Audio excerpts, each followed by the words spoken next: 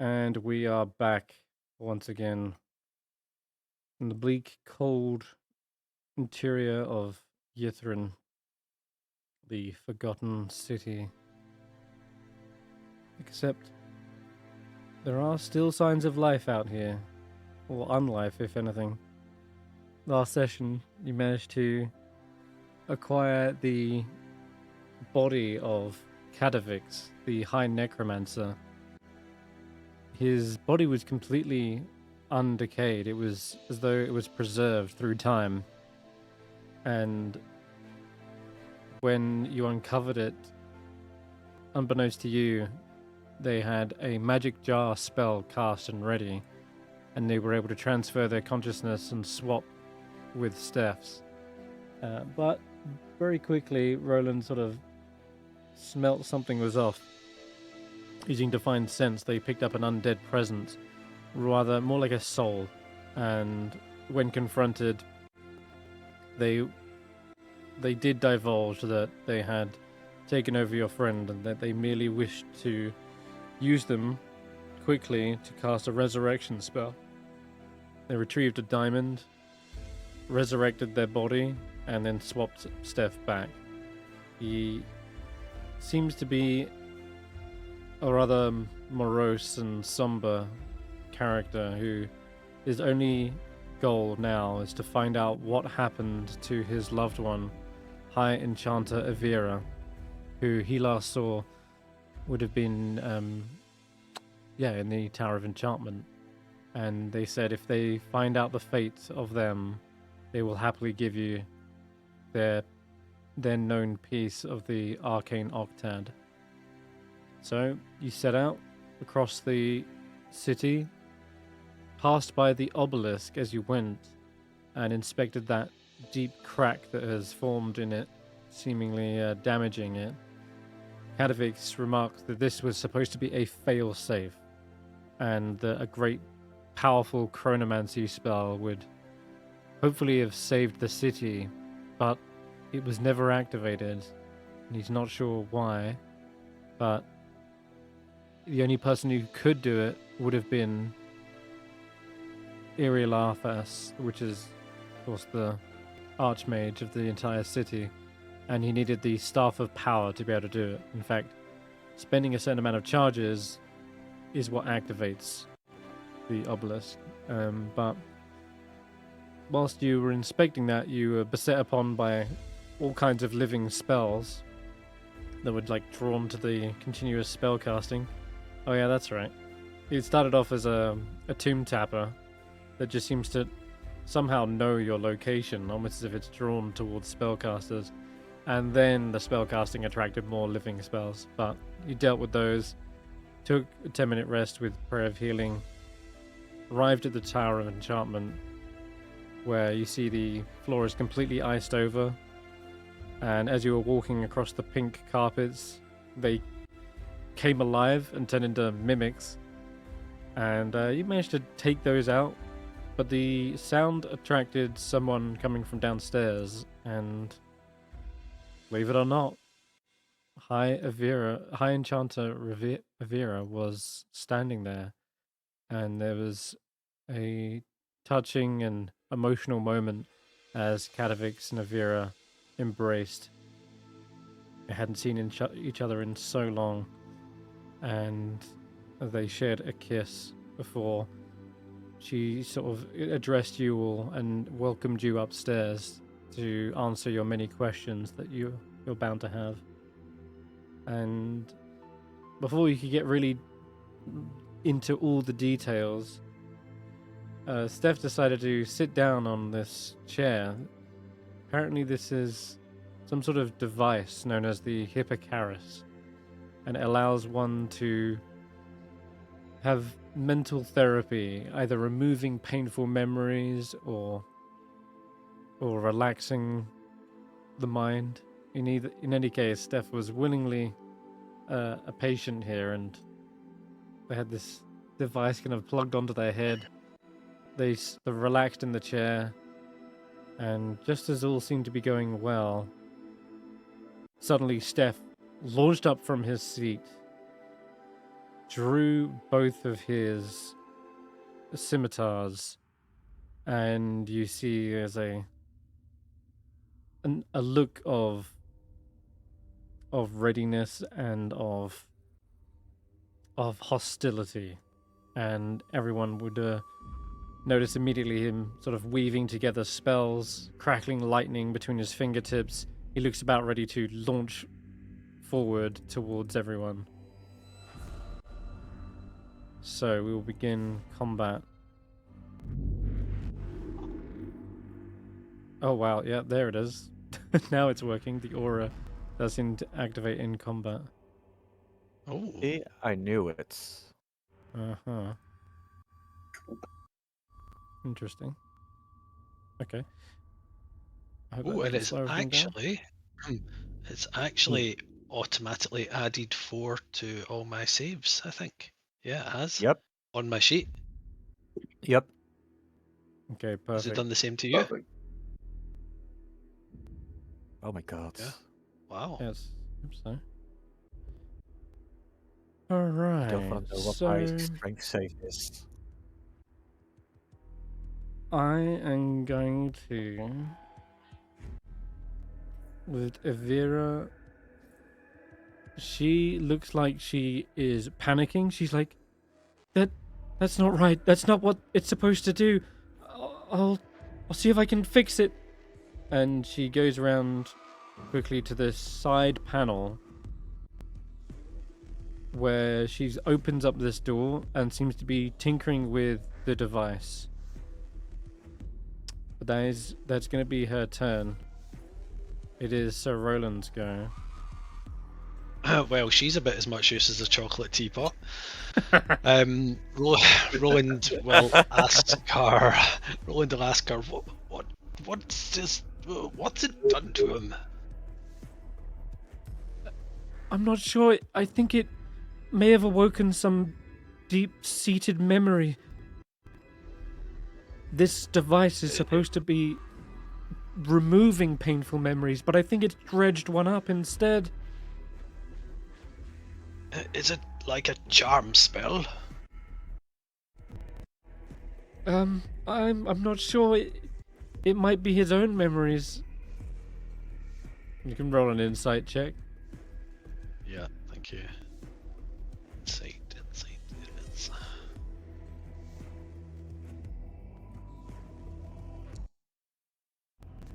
And 19. I will add. I'll use my reaction to add a guidance to that as well. Just.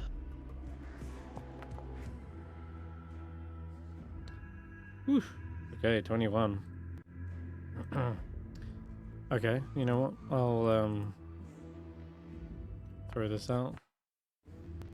Yep. So she's giving like panicked and vague details that don't seem to be really helping. But she did mention that it could be dredging up old memories as opposed to a charm spell. And as she says that, it's when Stef suddenly responds and will say in their own voice, but with a different kind of tone, saying, I remember now. I am Irialathas. I suffered thousands of years in isolation, only to wipe my memory clean. It's all coming back to me now.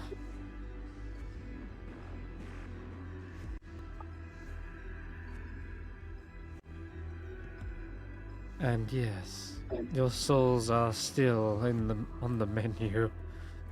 You see a sickly grin kind of stretch across their face, and Stef's form seems to be retching forward towards you.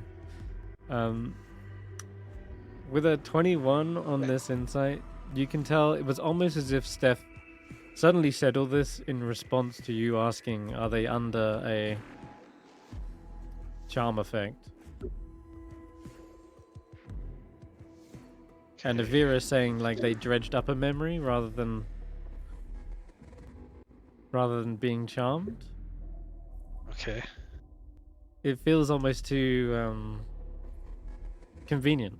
at the time when he says, "Oh, it might not be a charm," and then she kind of says, like, "Oh, see, it sounds like it's awakened something within his own head. Some distant memory, perhaps." All right. I think what we'll try here is I'm going to cast Calm Emotions.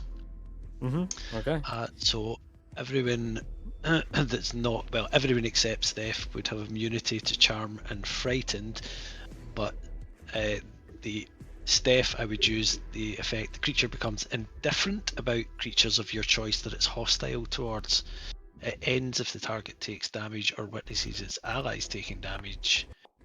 However, knowing that Steph also likes to throw a little counter spell in, I'm going to cast it as a subtle spell, so I'll burn a sorcery point. Good play there. I can't argue with that. Damn. Right, so is calm emotions automated? It doesn't need to be. You just say that you're affecting everyone, and I'll remove any charm effects on them. So, okay, he gets a charisma saving throw. That's his versus. If he's under one, you mean? If he's under effect like that? No. So, within range must succeed in a charisma saving throw or be affected by one of the following effects, and I choose for each creature. So for everybody who's not Steph, they get the immunity and blah blah blah. Got it. But You're for right. Steph, it becomes indifferent to. So, Oh, which I think I is will Steph. just show. Oh, there Did he you is. see my message in the chat, Senrith? I think I know what's about to happen.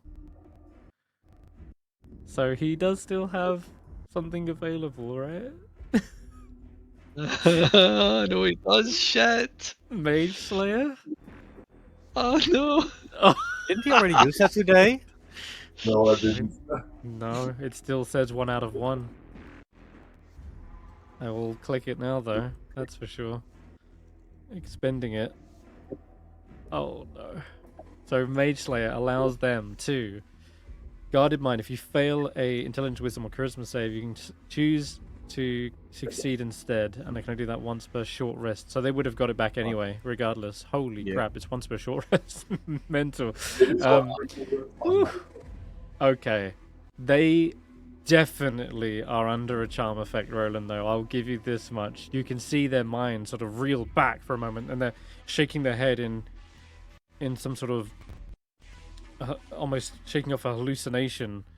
And for you, Steph, you definitely feel like Roland's trying to pull you out of this mindset, out of this illusion that you're under. But then your own body wills you to choose to succeed instead and blocks off the emotions. But absolutely confirming Steph is under a charm. All right. I'll just take off that sorcery point. Good try. Bonus action, I think I will I'll just shillelagh in case we need to bonk him on the head. You got it. I'm sorry, by the way, Roland, but I felt like I had to remember Senrith that he can't do that. Oh, I remember no, it's brilliant as well. Oh, it's far more interesting than if it had all just ground to a halt there. So no, I'm liking that. That's brilliant. Okay, Steph. For now my being... movement, oh yeah, go ahead. I'm gonna come up, and I'm gonna get there beside him. All right, and that's my turn. For Steph, there is a moment where you were in a blissful state. Whatever that memory might be, whatever that escape would have been, it was a beautiful, serene experience before suddenly a blisteringly bright light scorched your illusion away, and you were now... It felt like you were in a middle of a tug-of-war, your mind being pulled back by some invisible tether, and Roland was there in front of you, trying to be that light to guide you out of that. And immediately it all goes red, as it feels like your mind is encased once again in almost some sort of screaming gelatinous, like, substance, and you drown in it. And it's your go, and I need you to inflict as much damage and hurt as possible on your party. Well, there's only really one thing that I can do then. Do you want me to do it, or do you want to do it? I figure you know how to pilot your character better, but I also trust you to maximize that. I guess a lightning bolt, that would be devastating, seeing as you've only got you haven't got your 4th level, so 3rd level Yeah, I lightning don't have bolt that. makes sense. Is that the Or you most could damage always... I It's I'm possibly thinking the most in the damage. board. You could always Possibly upcast, the- like, Mind Whip as well. Honestly, it's between Lightning Bolt and Thunder Step in the middle of them.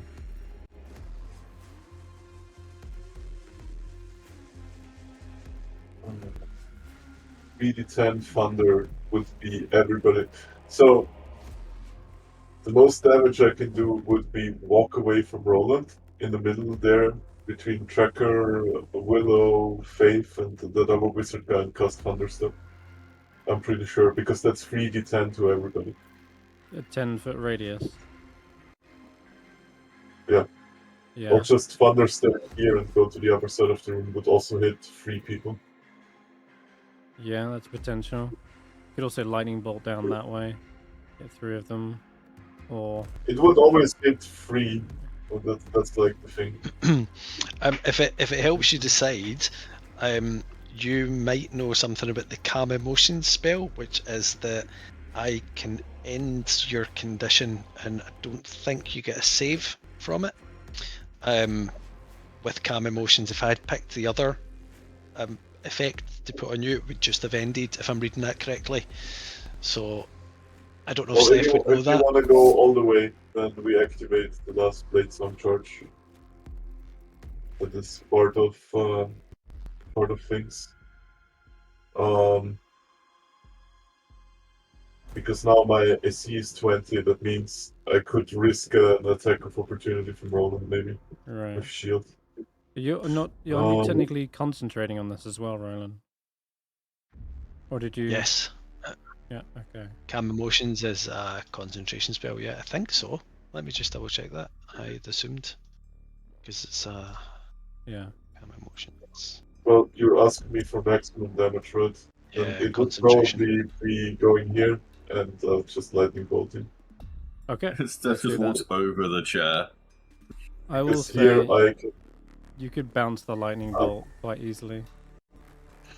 yeah, I can hit everybody here, including Roland, and bounce the lightning bolt off Tracker into the upper guy. I do need to mention the tracker is currently effectively outside the tower. He is, but there's a window there that could easily Yeah. be altered. Well, I cannot hit Willow, Faith, and Tracker at the same time. Oh no, never mind again. Yeah, I'm putting it for you. Fine, put it in this corner. They're Holy, technically yeah, all in the line. that's gonna hit. And it'll bounce off and hit Catavix. Holy, okay, that's nuts. It would hit the Another other. one. It would That- hit his wife too. By the way. That is absolutely fine. You feel 0, what's the word? Remorse. Incentive to keep that person alive. So yes, it will go straight through and hit Catavix as well. Roll them. And his wife as well, no? The angle would be Yep. through Yep, his. yep. Doing one at a time. You asked me how to hit all the people in the room. There you go. That's all good. That's fine. The only body I didn't hit was Stef Jr. Yep. You see them as completely expendable. All right. Wait, what happened? Okay, a lot of failures going down. I- Um, Fronted to roll twice? no. Though one might be for Faith. Possibly. I rolled one for Faith and she failed, and I rolled one for myself, and then I see another one for myself. Yeah, I'm seeing 2 for me as well. The first one was a 17, and then the next one, I wonder if mine was a concentration check, my second one. Well, it shows you took half damage, so it's fine. Okay. Yeah. Yeah, we'll take the first rolls. Chuck, you succeeded. Roland, you succeeded, and Faith and Willow failed. You took 25. Kadavix fails, takes 25. And so does High Enchantress Avira, takes 25. Now, as the lightning bolt bounces off the room, it ricochets off of the metal structure. And you see that sort of shudder and spark, and Avira kind of like launches back from it. She falls to the ground, and I need to check something. See if... Oh.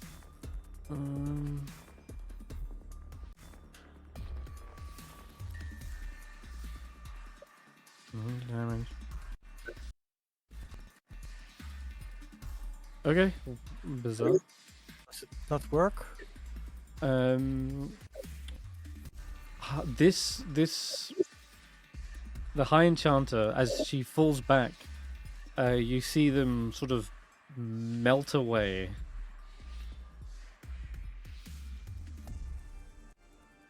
Just disappearing into the floor. Wait. And I guess from your angle, you might just be able to see there's this slight puddle that gets drawn back up and into the machine. It's a slick red puddle. It almost looks like blood, but it doesn't behave like it. That's for sure. Okay, that's Steph's go. Faith used Hellish Rebuke to incapacitate Stef, but that's Dex save. Yep. Alright, Steph, make a Dex save. And Roland, what did you make a concentration check? I wasn't. I was just waiting until you were finished there. I've certainly got two Dex checks. saves. Yeah. Yeah. 2 decks, right? And it didn't. Randomly. Okay, I'll do a con check just now. Unless that 10 was it. I don't think so though. What's your con supposed to be? It's plus Con 2, is yeah, so it would have been, two, it would have been that one. That looks like it. Alright, looks like you succeed. That's cool. That's all good. 21. Damn. 21 is That's the save. 3 cold damage. 3 cold. A minor nuisance. However, since you took damage, let me check something. Wait, how much damage did Hellish Rebuke do? 3, because they say 2d10.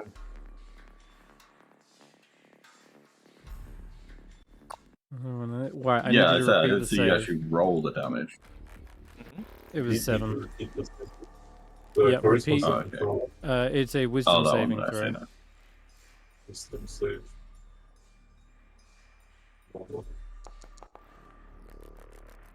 Oh. Okay, and I'm gonna Better. probably say you wish to succeed this time, not fail. Steph, this brief cold jolt snaps you out of it.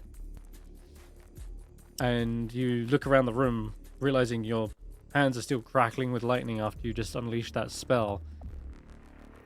And you feel this kind of rubbery tether on your mind sort of snap back. Mhm.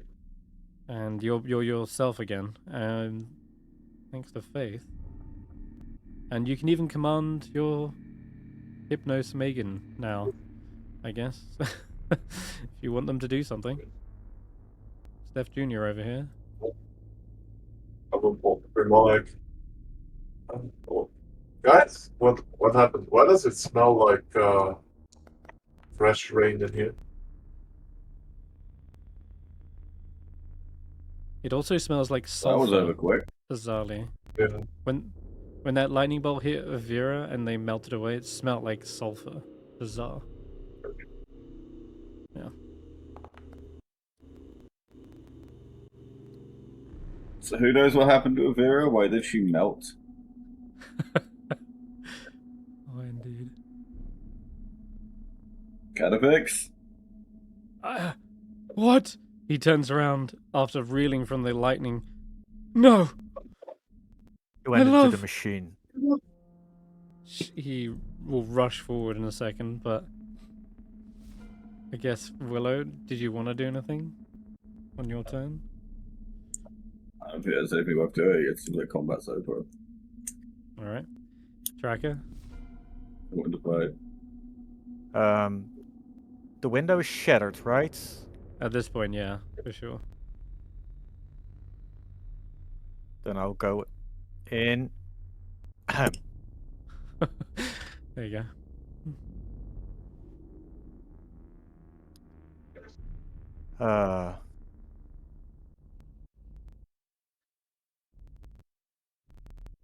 There.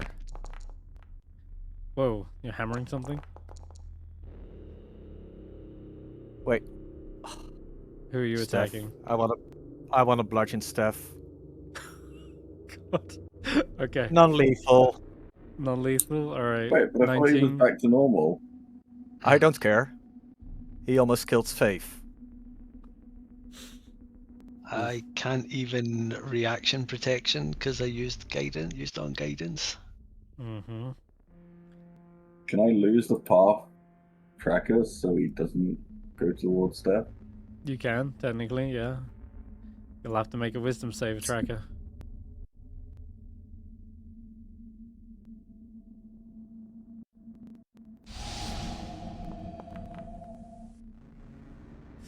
Ooh. The DC what was your DC? 14.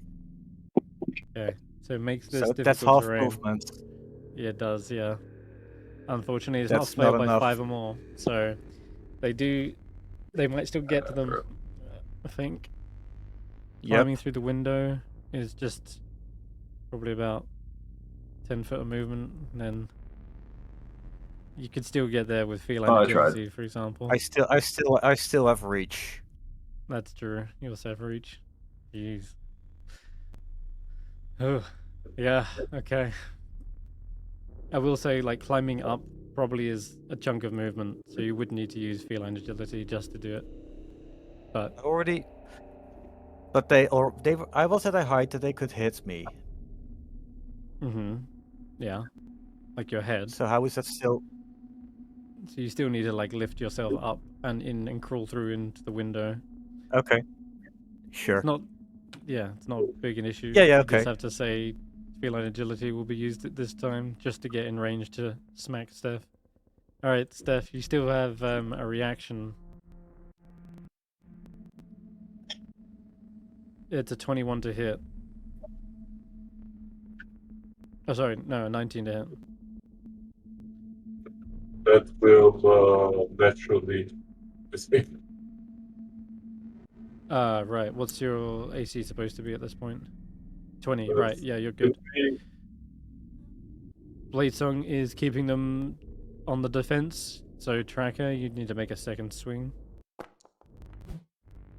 Oh shit. Oh god. Nothing you can do about that one though. Fuck. That's gonna definitely incapacitate Steph. God. Steph goes down with a thud into the corner. Not unconscious, on death's door, but you want to knock them out, right? Non-lethal. It was non-lethal. So you're not taking death saves, but boy, yeah, you are rocked to the floor. How does that help us? Prevents him from casting more shit. But he was already free. I don't know. We heard him come back out of it. Oh, technically, I didn't say anything. I was just like, what? Why does He it did. smell He weird? said, Yeah, I yeah. said, why does it smell weird? I'm fine with it, don't worry about it. Okay, alright. Catavix, in utter horror, crawls towards their loved one, and they're just trying to like grasp at the ground where you see this strange red like jelly that he seems to be clawing at, and he's like, what is this? What have they done? What have they done to you, Avira? And there is suddenly a look of horror as he reels away from this side of the machine, which has the open door that's been pulled off. And Was she a mimic? Is this a mimic machine? what is that? What creature are you? And you hear a strange garbled voice that sounds like Avira sort of walking out of that machine, and it sounds like her, but it's definitely not her. What do you mean, Cadavix? It's me, your loved one. Come, join us. And as he backs away, he kind of hits the back of the cabinet here that kind of rocks against the wall, and he's just struck with absolute horror. He doesn't have any turn this turn because he doesn't want to hurt his loved one, but at the same time, he seems to have seen a monster. He's gone like even more pale than what he was before. And it would be Faith's go. You can't see what they're seeing from this angle, sadly. Something's going on. Oh, I certainly can't see. Oh, there we go. Randomly lost vision from over this bag.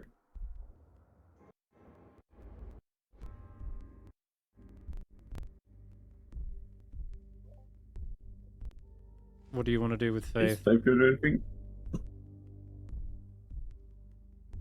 Cadafix, what's going on over there? His eyes are wide, his jaw is dropped. He's unresponsive as he looks towards well, what you see, Faith, as you come around is it is High Enchanter Avira, but her form is made up of this red jelly-like substance, and her face is slightly sloughed, and it's like warping up and molding into the shape of Avira currently. Does this remind us of the kind of consistency of the black pudding we've fought? Yeah, very ooze-like indeed. Right. You're not Avira. What are you? You see them extending out their arm towards Cadavix. But other than that, what does Faith want to do? There's this strange tether as well. It's like reaching out from the machine and almost like puppeteering the body.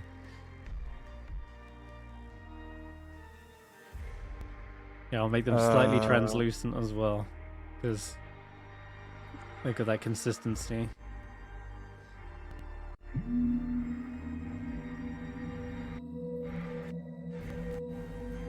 She'll cast Sanctuary on Cadavix, so he will be safe-ish. Mm-hmm. Makes Guys, sense. something is going on with Ivira. Okay. That she's some mimic goo? I don't know. It is weird. She's reddish. She's red and translucent and gelatinous, and her form is like sticky and congealed as it's slowly forming back together. All I know is there were mimics downstairs, and now there's a person who's turned into a goo that was pretending to be her and had her voice. Give me one reason that's anything other than a mimic. I am no mimic. Everyone remain calm. think we should panic.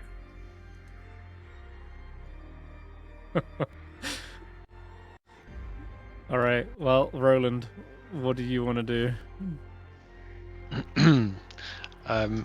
Did Willow get a turn? I don't remember Willow's They turn. did, but they Yeah, passed. it was yeah, because Right, we started okay. the step before anything else happened. Sorry, I missed that.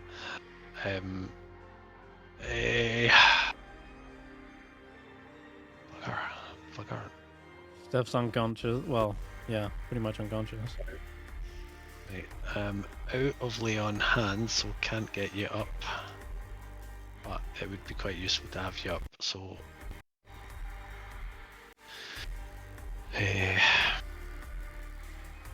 Are there any bonus action healing spells?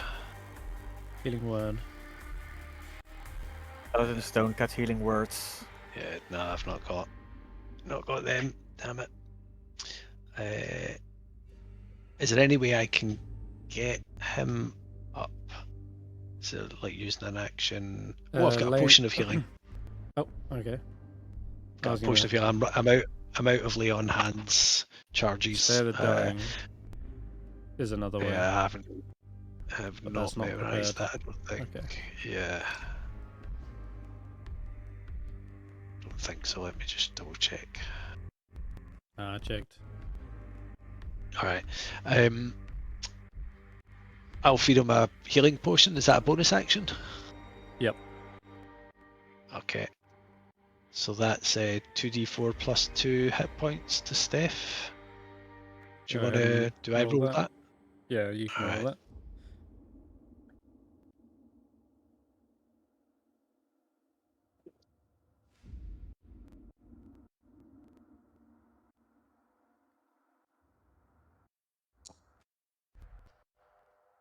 So 8 points.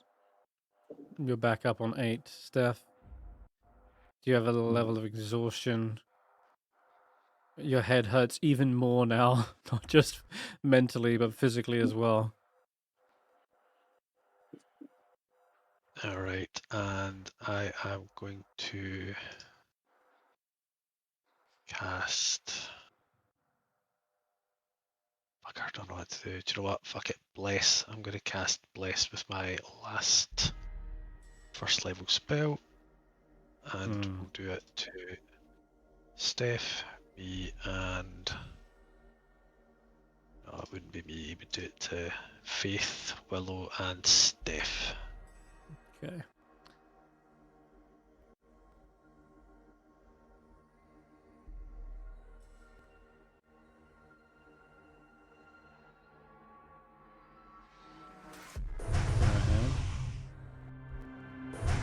It should be gone now.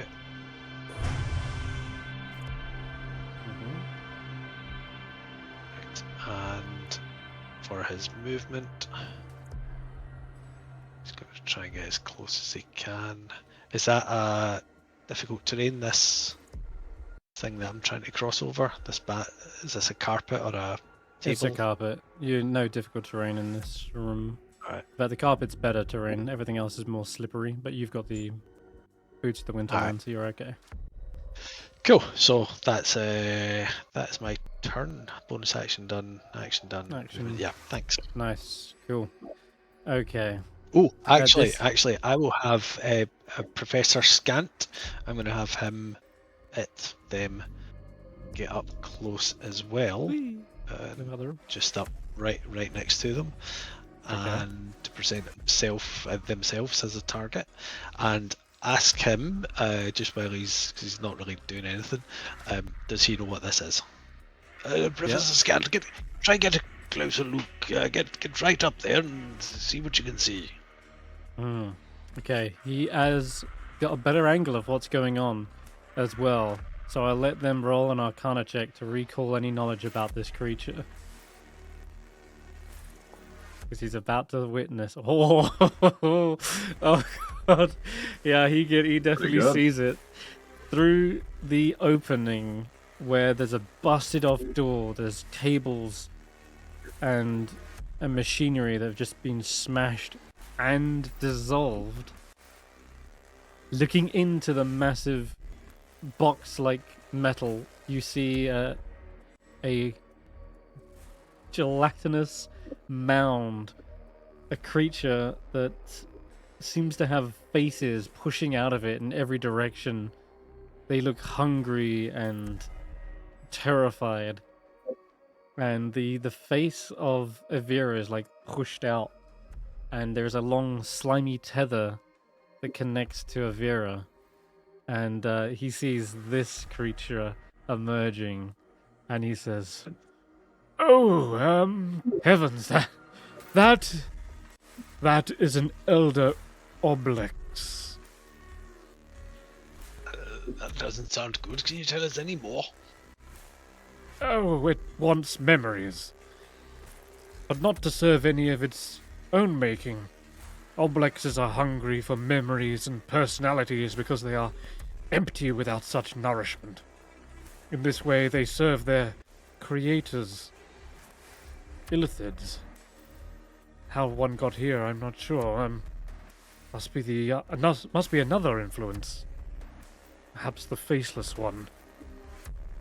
In any case, this ooze-like creature will duplicate those they have devoured, copying their bodies and luring prey into the clutches, while remaining tethered by the slime-long tendrils of goo. And it just so happens, it's go right afterwards. What was you going to ask, sorry? $1 million question? I think the $1 million question he's asking is, does that mean she's alive, or is she already dead? This is simply it's simply a copy, a duplicate. It's a memory bank. They are indistinguishable from their victims, except for a faint smell of sulfur. They use these duplicates to lead you into danger and infiltrate settlements so they can feed on superior victims, such as yourselves. And in response to that, Roland just pulls out his broken lance and says, "Well, that's all we needed to know." Alright. Perfect. Then at this point, now the jig is up. You see the machine kind of rattle. Pistons kind of like pop off. And as its huge form crawls forward, you suddenly feel the tether on your own minds pulling. And I'm going to upcast Charm Person on the entire party. So I need everyone in the room to make me a wisdom saving throw. And we're all immune to charm. you are? Sorry, wait. Is that because of calm emotions? Yes. But you're now concentrating on bless. Oh, balls. Rip. Forgot about that. I would have done it earlier, but they were also concentrating on Dominate Monster, so Dominate Person even. But yeah, since that guard is now down and you're now concentrating on something else, it'll use that that opening to charm everyone. Wisdom saves. I forgot about that. 16. Fuck, you said 16? wisdom save. Yes, please. Ooh, 16 is a Roland, why do you keep running away so far from the group?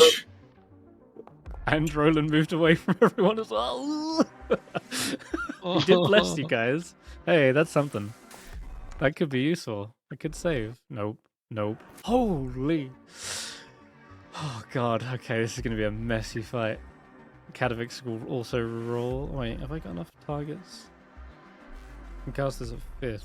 So yeah, that's 5 targets. So 1, 2, 3, 4, 5. One of you is not going to be charmed. Who is it? I guess Katavix. Bizarrely. So, oh, Roland, you succeeded.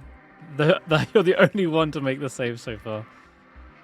Everyone else is failed. Oh, if Roland succeeded, then Faith can succeed. She could, yes. She can do that on herself, right? All right. Yep. Faith and Roland are the only two people who are not charmed. As this creature emerges, it shifts and changes into faces familiar to yours, familiar to your memories. I guess for Willow, you for Willow you might see the druids from Red. Kaldahar. Yeah, your friends. For Tracker, you potentially see one face that looks like Juniper. And for Stef, another face that kind of emerges as... Well, who does Stef care about deeply? Himself. Himself. It's just himself. It's just himself. So, I'm kidding. No.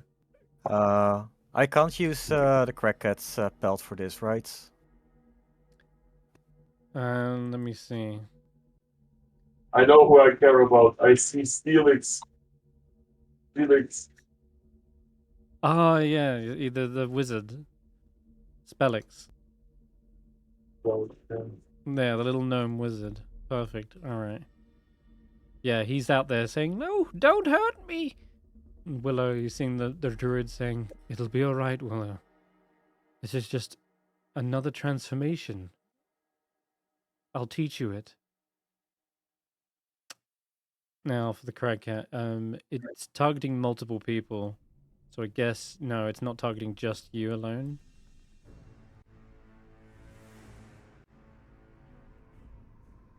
So I'm afraid in this instance, it's not going to be applicable. That is its turn. It's concentrating on that shit. Oops. Concentration. And yeah, as a part of the charm condition, you see this as a friendly figure. You don't want any harm to come to them. So that's just basically means you're not going to be fighting this thing until the charm condition ends. All right. Wait, so that thing isn't the same as the other red one? There's two red things? Mm-hmm. If you look at the they're art, the same creature. if you hover the art, you'll see very clearly the creature is mimicking them. They are like a perfect replica. And it uses the memories it's devoured to create them. And somehow it's even able to reach into your minds and pull these figures that you've have deep connections with forward so that they clearly know who you care about somehow. So Steph, I'm afraid for your turn, you just can't harm this creature in any way whatsoever. But it still allows you to do things. You can still act, just nothing harmful towards them. I don't actually think there is anything I can do here in this situation. I'm out of spell slots and stuff. Okay. You can always stand up. Can I just choose to do nothing? Yep. That's what they were banking on. You can stand up at the very least. Yeah, I'll stand up, I guess, and huddle in the corner and be confused about the situation at hand. Have you got any healing potions you could take or anything? No, I don't have shit. It does not. Okay. Your Megan sort of awaits orders. But, of course... But ordering my Megan would Yes. that not go against the charm condition? It would. If you ordered them to do something harmful, it would be against the charm, yeah. Yeah. Yeah, but even like supportive stuff like, oh, wake so and so up out of the charm, because I can suggest people, right? You can. But yeah, that would be against them. That wouldn't be a friendly thing to do. So no, I guess suggesting someone to snap out of it wouldn't work. Yeah. Okay. In that case, we'll go to Willow. That's how I would. You're very badly injured, Willow, but you don't see any threat in the But room. apparently they're friends, so I'm gonna sit down over there. Just like, I'm tired. You can still heal yourself if you would like, but you're perfectly. I'm not in Just danger. I don't need to heal myself. It's true. It's true. Very well played. All right, Willow, that's your turn. Tracker. Do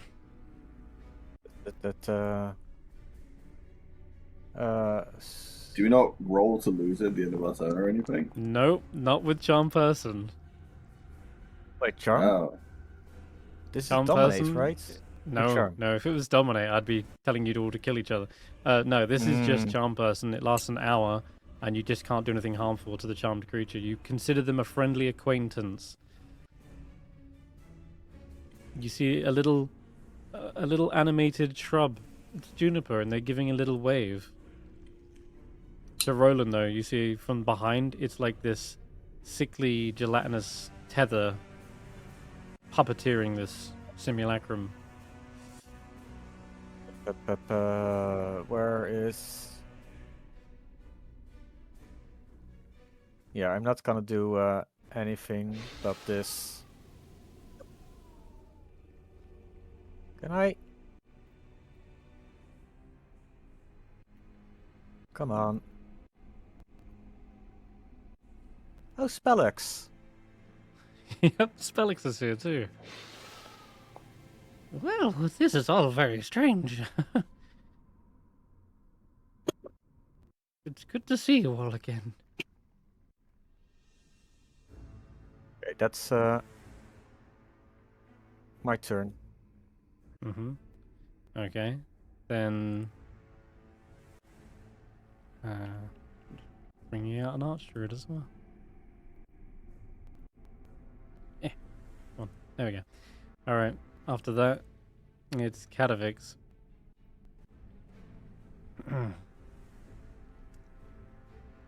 He is still torn as to what the hell is going on. At this point, though, he's, I think, realized these are not real. None of this is real. But he is struggling to want to harm the very image of Avira. I'll give him a wisdom save, just to see if he can really go gather his senses. Oh my jeez. 14 still pretty good. I'm going to say he will just go on the defensive for now. And cast.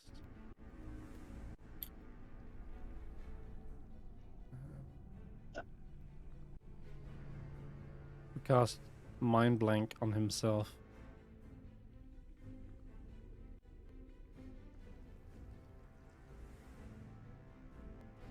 Do it on someone else as well, actually. That'd be even better.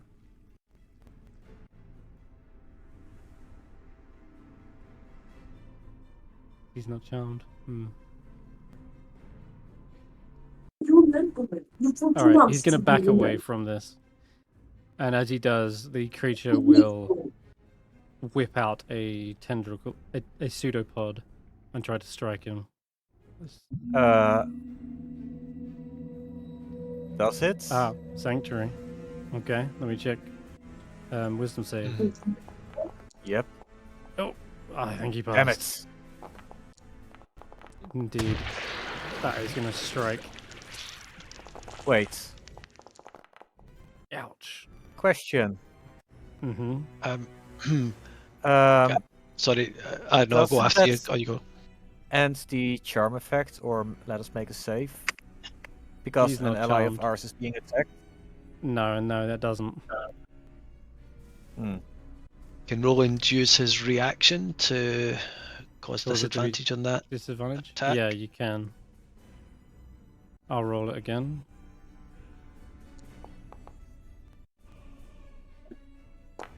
Makes it a 17. Which would allow him to cast shield to block it potentially. No, 17. That would make it a hit still. Damn. Okay, so he is gonna get hit regardless, I think. But he pushes on after realizing this is not real. None of this is real. He rushes out.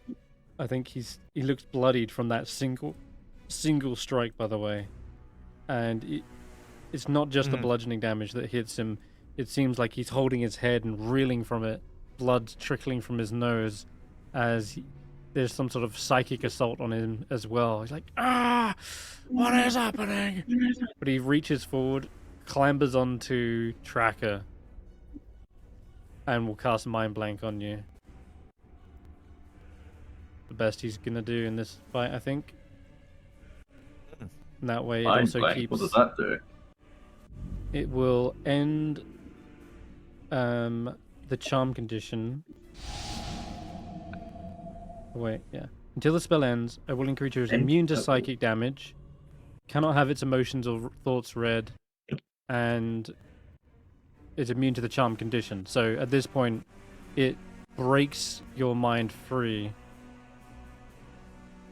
of that charm condition. That'll end his go, and then straight afterwards, yeah, you see not Juniper in front of you, but this bizarre red tendril, less twig-like and more ooze-like, and that'll be his go. Snore hears all the chaos going on and will rush upstairs.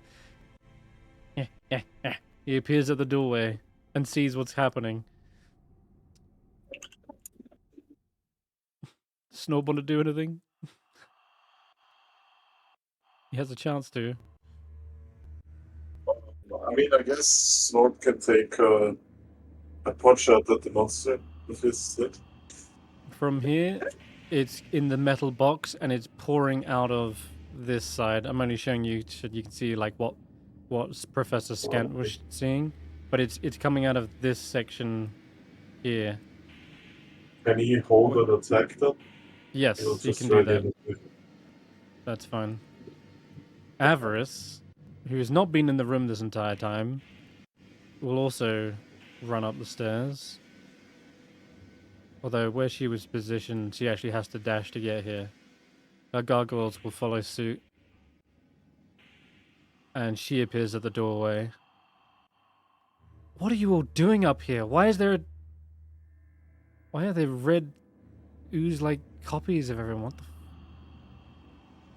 And what is that horrible smell? It stinks like sulfur. Faith? Professor Kent mentioned something about an Ublex. Ooh. Right over. Ublex, it's just our friends over there. Yeah, you cannot tell her. Huh? Avarice like, what? Her face is so confused. Okay, you know what? I'm just gonna blow up the machine. God. Okay. You Thunderwave know it what? is. We're gonna do one better. Mm-hmm. Max damage. You're maxing it? Alright, so 48 is 16 times 2. 38? 32. 32, that's the one. Let me give you back this.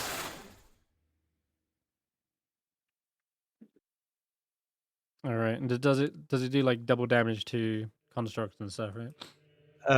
It's double. It's double Well, not against double damage. constructs.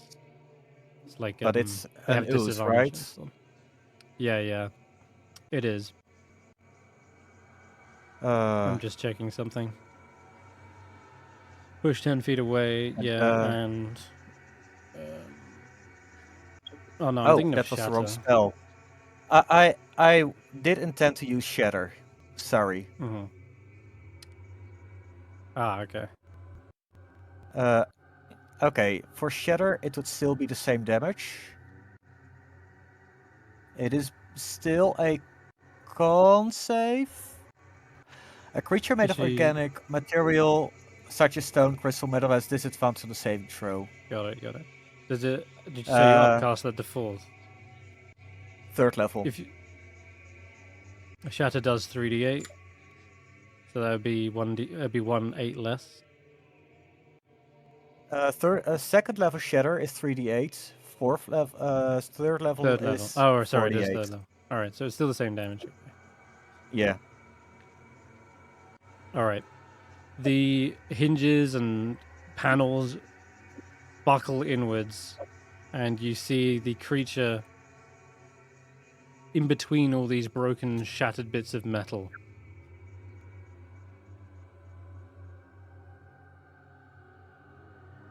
And the horror that lies within. Its face is trying to like form into something Faith holds dear as well. Probably like a face of Oral, strangely. But she's not buying it. She's not under any charm. What else? Anything else? Is that her turn? I believe that is her turn. Okay then. Let's take a step back. We're back to the top.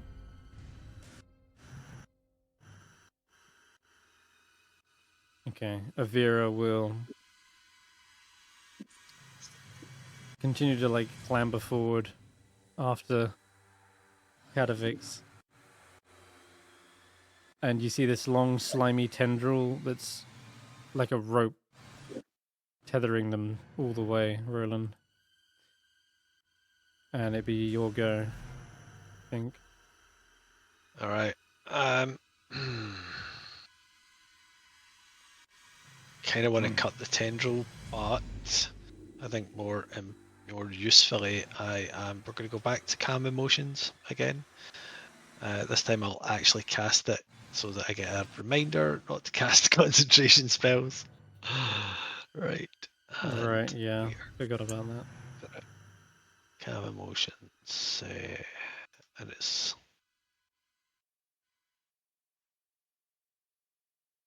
this should get everybody in our party, including those two. Does it go round corners? Would it get the gargoyles, or maybe they're not?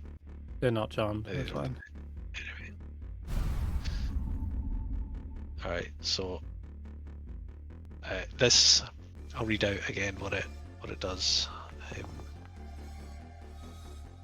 So I just want to also fail this charisma saving throw. Can't see my right. So everybody who is non-hostile creature has immunity to. All right, wait a minute. I have to go through a big selection process. Condition immunity, condition immunity, condition immunity. And High Enchanter Elvira, I will. What do you mean 108? Difference. The automation here is quite amazing. They're immune to the charm, that's what I think. Anyway, then, so if it's a non-hostile creature, like in the case of your allies, you just want to end they the charm have condition. Immunity ends the charmed condition. Now they have immunity to charmed and frightened.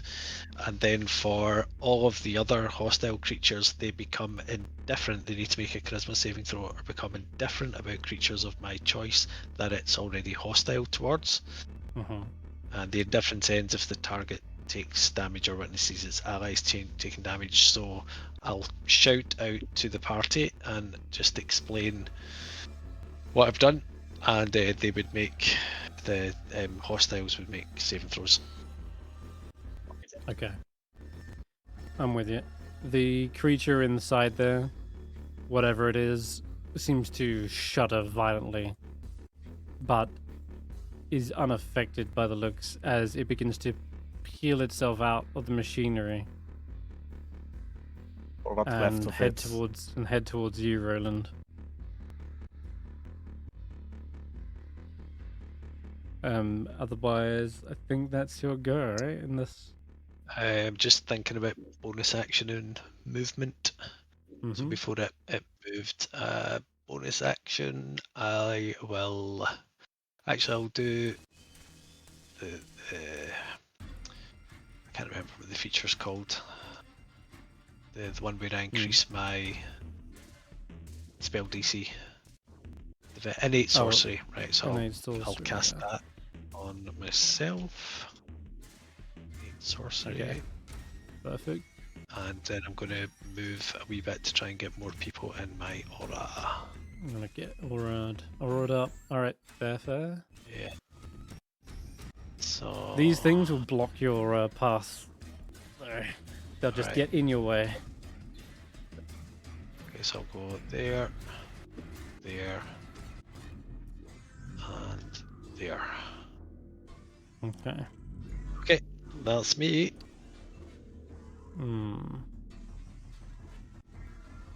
Alright, now that the machinery is kind of like broken up, this thing peels its way forward, pushing all these other little losers aside. Now, let me just check. Okay. Yep. Looks like its magic is no longer effective. Its psionic hold over your party has broken, and now it resorts to a much more physical solution as a massive pseudopod reaches up over your head, Roland. And at the end of the pseudopod, you see the face of perhaps one of your first clergymen, like the Archbishop of Lathander, and it slams down on top of you, Roland, saying, That's a hit. How dare you betray the church? You're an enemy of the order, slaughtering your own clergyman. Disgraceful. and that psychic damage rings in your head as you're berated for the sins of turning on your own kind. And it doesn't stop there. I'm gonna use eat memories. Holy hell. Although within 5, I can do that on within 5 feet.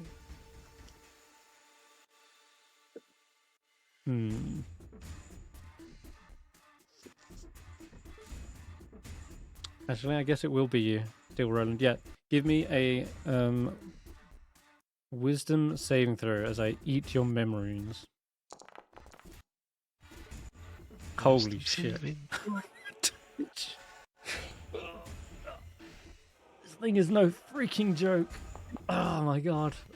I think that's a save though, thank fuck. I seem to be getting 2 +4s. Oh no, proficiency, of course, yeah. Yeah, Good job. that's a save. Alright, that's a good save. You managed to pull your mind away from this creature. This hideous amalgamation is not real. It's just using your memories against you.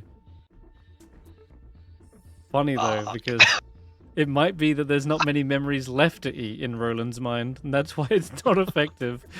It's hardly the buffet it's after. Yeah, exactly. Damn. Well, okay. In that case, then, having found a paltry meal inside your head. Oh wait, did you still take half? Holy crap! Yeah, you did. Sorry. So that should still be a concentration save for Yep. calm emotions. Sorry, and I don't know if it prompted you. It didn't know. Okay, let's just roll it manually then.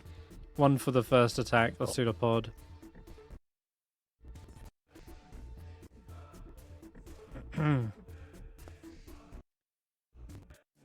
That's a success. And then the second one for the eat memories. Uh-oh. 25. Right. Yeah, that one's a fail, unless you have anything you want to add somehow. Yeah. I will first of all add favored by the gods, so Very cool. 2d4. That should honestly do it. Yeah. That's just, Awesome. I think, right? 25 half. That's 12 or 13. Okay. And you got a 14. 14. Okay, that's Yep. enough. 25 either half. way, you Yeah, got you're it. good. Oh, perfect. All right. So then, yeah, it feels as though this thing, as it slams into you, its face like wraps over your head and it's like sucking and eating the memories out of it, whatever's left in there. But you're trying to remain conscious throughout this whole ordeal. Would you believe if I said it has one more attack? God. It's yeah. I was trying to finish you off with that and use a pseudopod on someone else, but instead, I'm gonna use its final pseudopod on Roland. Bring down that spell. That's one. No, I missed. Yes. Oh god. Okay, clutch. That. There's another one. This one, it looks like not Wove. Sorry, Fangford Jaw. It's your wolf companion you've reared from a pup. Well, no, not reared. The orcs reared it, but nonetheless, they are pissed, and it's an angry wolf head that emerges, and they say, You put me through torture. Constantly letting me die. You know the pain I have to put up with? And as it tries to snap its jaws towards you, you're able to bring up your shield in time. And as it impacts, its form splatters against it. And now it's like this misshapen wolf head that's just like melting over your shield. It is now Nice. it's Stef's go. Can I see anything? Other thing is out of the machine, right? Yep, you fully see everything that's going on here. Is my Blade Storm thing still good? Blade Song went down when you went incapacitated, when you went unconscious, I think, for a moment. Was Because it? you got like Just a few knocked seconds. unconscious, but Blade Song is Oh. Zodiac whilst you're not incapacitated, I okay. think. Mm-hmm. Then, let me figure something out.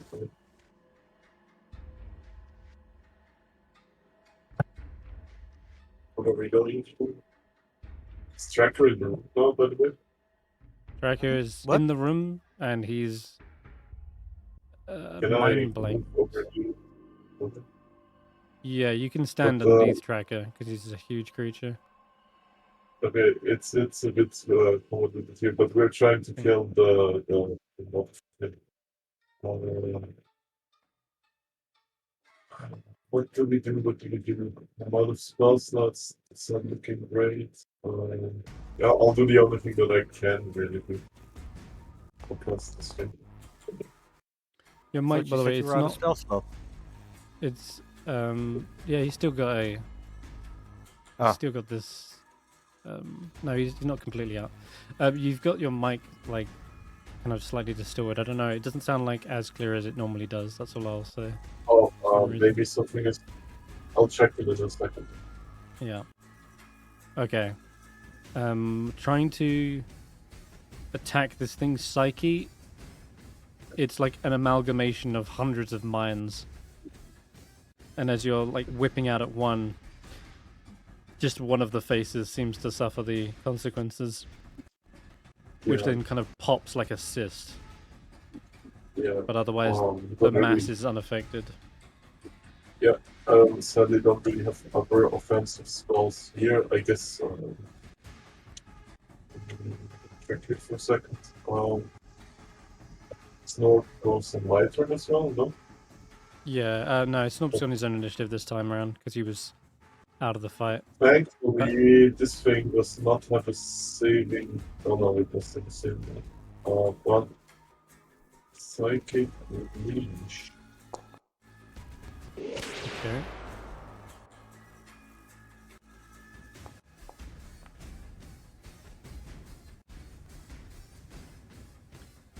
Oh, that looks like it's still doing. One damage. No, this one doesn't say take half. Oh, it won't take half. Alright. Yeah, same again. It seems like as your Megan tries to attack the psyche, it's just popping multiple little heads. It seems to be happy to let those little faces melt away, but otherwise the main body is still going. Oh, yeah. So did it do some damage or?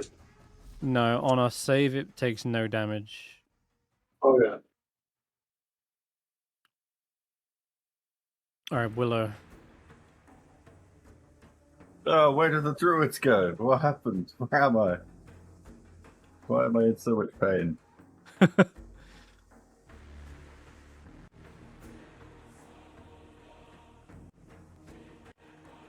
You still do see the druid, but it's now this warped red gelatinous figure. It's like sloughing its way towards you in the corner, reaching out. So there's 1, 2. So there's like 5 enemies then? Maybe Six, or like- they, or they It's could be either near 6 or 1.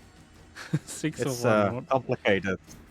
Well, like if I wither and bloom, will Mhm. it target all of them, or will it just be targeting one enemy? That is a good question. That is the strange nature of this creature, which has yet to be fully understood. But Professor Scant So I tried have to to offer try you it as to find much. out. Yeah, Professor Scant tried to offer you as much information as he could. But go ahead if you wish to. I don't remember what he said, but it's I think he said they are all connected to the one thing. Like it is all one creature. That's what I remember.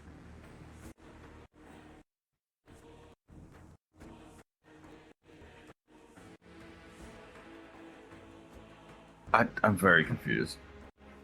It's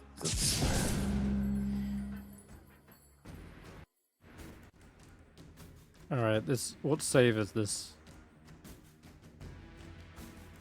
con Con? save. Okay. We're good at these. Half damage on the success. Oh, not if I roll on that one though. Damn. Okay, does fail, takes the full 10, as does these strange creatures in front of you. The simulacrum of White Fang Poor Jaw and of the Arch Druid and of Avira all suddenly wither away into a red puddle that is promptly slurped back up into the main body. And as it's So do I shuddering, get 40 healing then? No, they're just single. They are simply puppets, like pseudopod hands. You do get 10 healing, though. I give it to Roland. Or you give it to Roland. Sweet, perfect. Back to 13. Oh, Yeah. thank you very much, boy. That's a little pick me up. Good luck. I think that spells action. So for bonus, I can find out my sheet. I'm smart.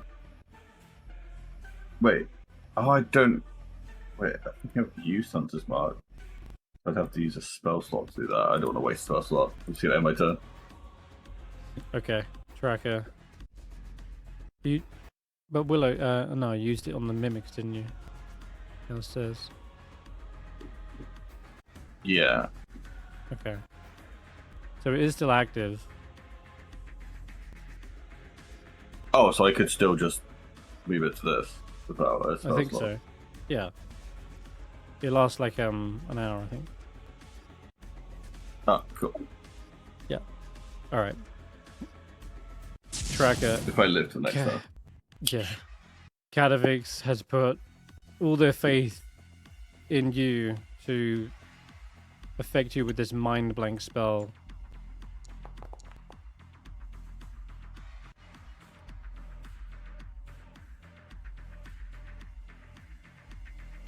Okay.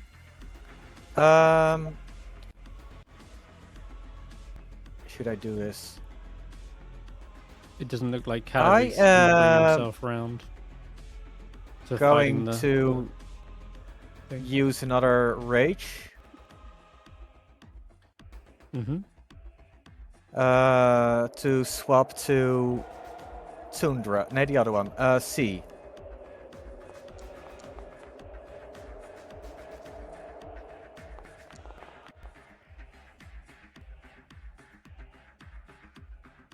Then I am going to. With the second use of rage, I'm going to swap to my Giant's Great Axe. Mm-hmm. And I'm gonna hit, and I'm going to move my Hunter's Mark over to them as well.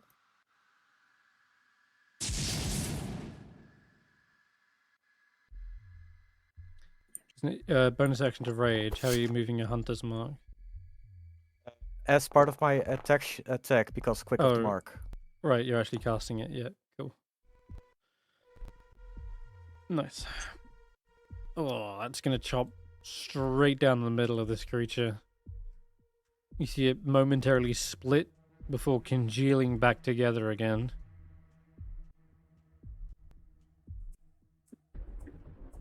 Let's do this again.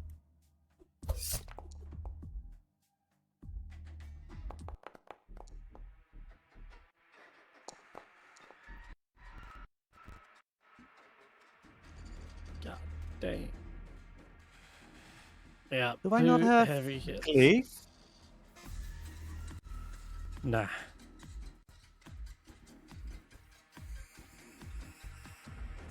I do have Cleave. Cleave into what?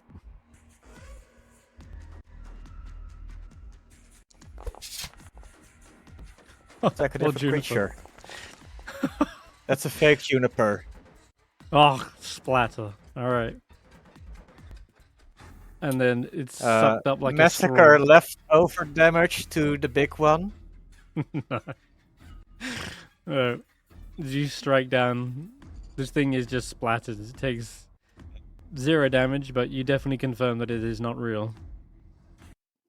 Nor is it a second creature. Okay. Hence why I've not rolled them onto initiative. And hence why Evira did nothing on her turns, every single turn. They're not real. Okay. Okay, cool. Well, you brought this thing very close to death by the looks. Looks like Katavix was right. I got terrible. He looks pretty injured as well. Katavix got slapped hard by that thing. I think we're gonna, since he's badly injured, I think we're gonna use a globe of invulnerability on himself. Snort. I'm being a bitch. Does Snort have any fire? We could see if this thing dislikes fire. That's a good question. I It's got don't like a wee. think so. No. Tried hornets. It's more like hornets and He's got acid Do damage. you have fire hornet? it does have acid, yeah. That's the Does green acid slime work boss. on this thing? But it is a giant ooze. Maybe. Yeah, who knows? Probably not. Might heal it. It's red. It might be healed by fire for all we know, or acid. Would. I think Snort will just shoot him up. Okay. And go on with rock. Katavik says, I can't bring myself round to destroying the only memory of Evira left. And stones. It's probably not a miss. It hits, but the pellet sinks into the ooze. Just disappears unharmed. Is that immune to Avarice. piercing then? Just fluff way of saying it hits but does 0 damage. The same way it would hit someone with armor and just bounce off. Okay. It needs something like the size of a skyscraper, chopping it in half. Snort. Wait, not Snort. Avarice says, did you say fire? I don't usually like casting those types of spells, but since it's requested, she will conjure She's up. doing that. Roland Scorching tucks ray. away his beard. Watch the beard. Watch the beard. Okay. The other attacks might come through in a minute, but what is Faith doing on their turn? As Faith is also out of spell slots, let's see if gold damage might work.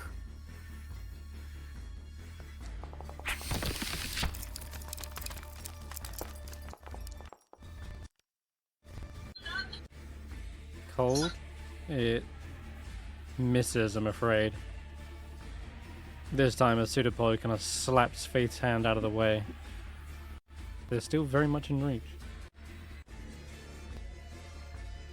How disrespectful. Middle of custom play, you just get slapped by every tentacle. Yep. Okay. Doesn't look the other They- scorching razor coming in. The Ooblex, did they have reach? Yep. They look Okay. like it. They just slapped Faith's hand away. And Kadavix took the attack of opportunity Yeah. once they got within 10 feet away. Wait, was this round or earlier? This is the first round. One of the first Oh, rounds. the first round. Okay, yeah, no. Faith's gonna stand there. Okay.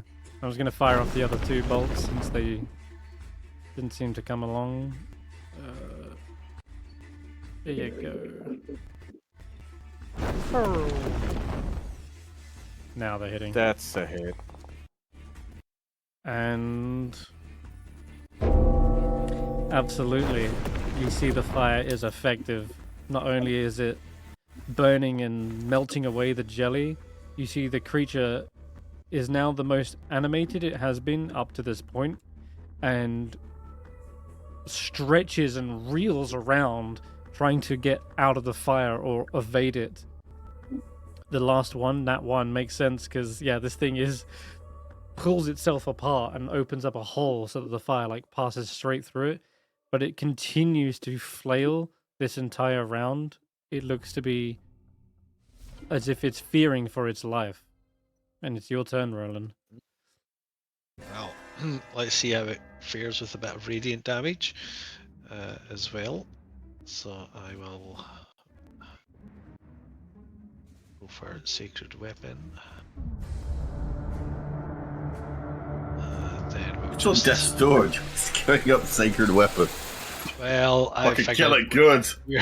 we're not far from a long rest. I'm quite sure. So. Ugh. I won't bother attempting to knock it prone. Okay. And second attack. Roland, how do you want to finish this creature? Just before it's Alright, about to so get he's- its last turn. It just kills it entirely. Yeah, as he's hacking away at it, he's saying something, having just seen Fangpaw Jaw. Don't worry, my girl. I'm coming for you. I'll find you in here wherever it's swallowed you. Get. And Willow, don't you go far from me. And you two, Tracker. And he's just hacking away at it, looking for his wolf. Brilliant, I yeah, think she's scarfed. She must have got away. You're very wily, that one, you know. But I think, Tracker, I think you've killed it again. As you're hacking away, face after face tries to pull itself forward. You like end up chopping through the bishop, chopping through another Avira, and then ending up the wolf in the middle is this kind of strange, almost. It's like a furless wolf. It's just jelly wolf, and it raises up one last time before you see it kind of wobble, and it can't hold its shape anymore, and it seems to dissolve onto the floor into a puddle. You see Spellix in the corner, like crawling away. He gets up against the wall, and he's like, "No, no!"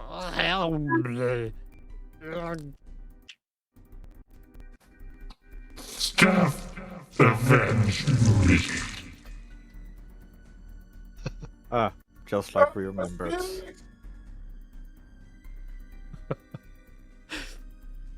Okay, God, that will end combat.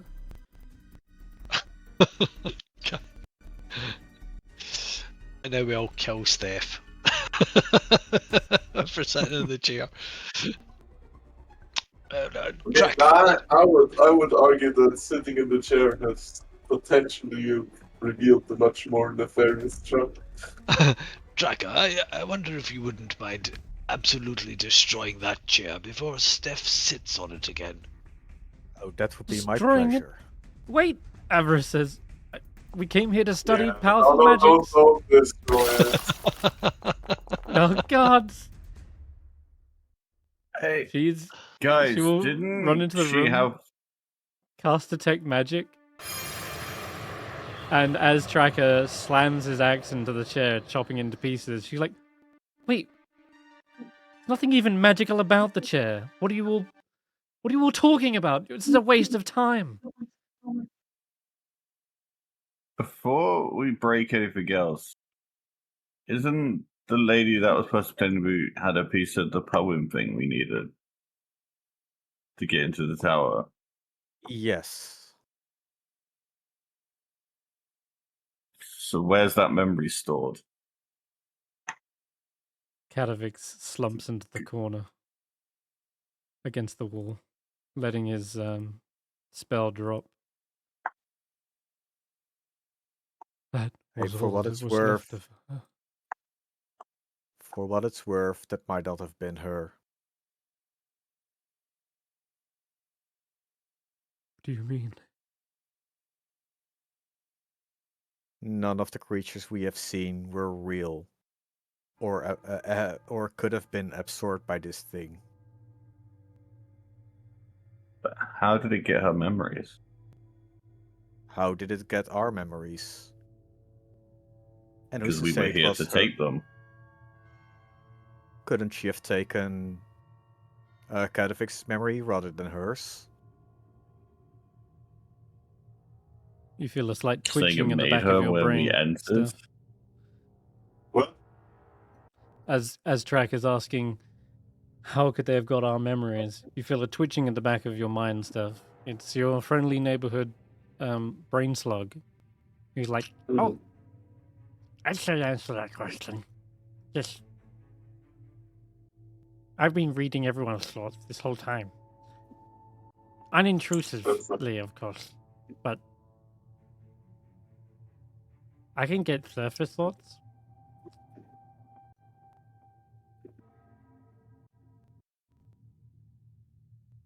It's likely it's able to do the same thing."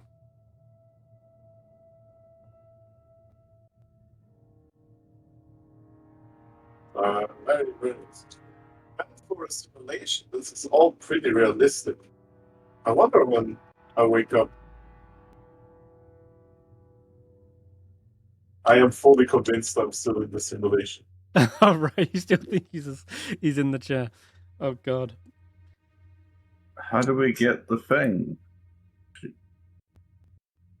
The arcade thing. Well, she had it. I thought she was still alive. But if this thing was simply reading my mind, they were simply conjuring up an image. Where is the real body?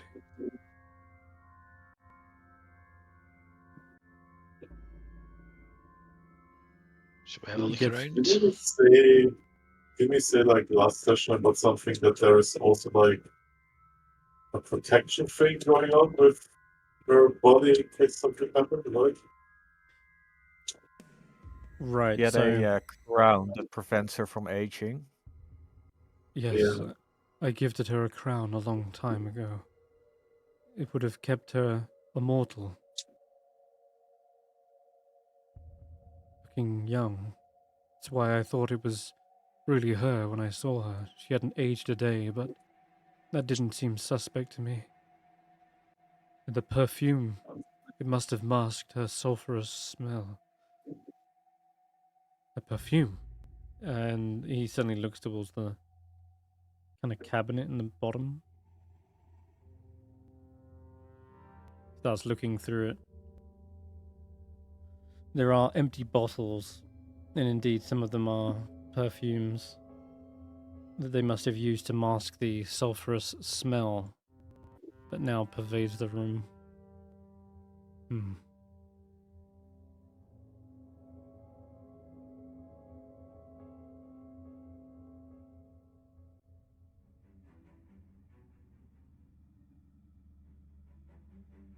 What they're looking for. I was hoping it meant that she had she still had her perfume, maybe she was still here, but I guess the Obelix must have just used the bottles here to mask herself.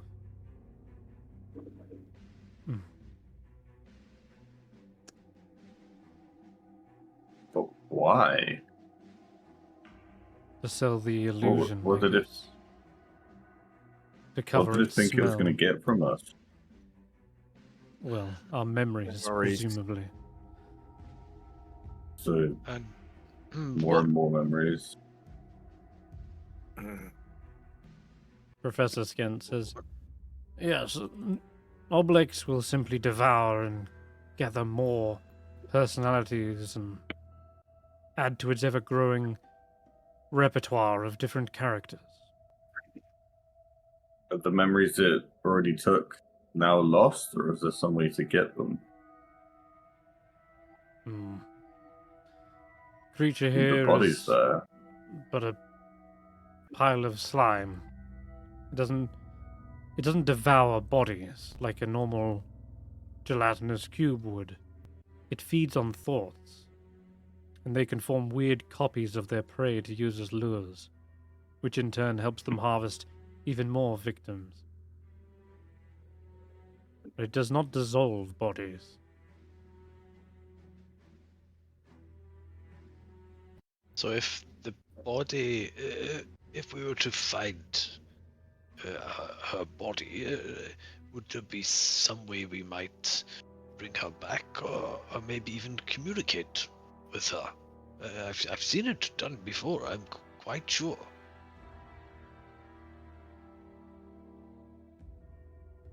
Kadavix looks Can I, around like, inside the ask machine. Academics, yeah. Yeah, he's Can I looking around for the go body. through the goo Mhm. and see if there's anything inside of it? If you're saying it doesn't dissolve stuff, is there You can give anything me that isn't so obvious until you dig through it? Give me a survival check.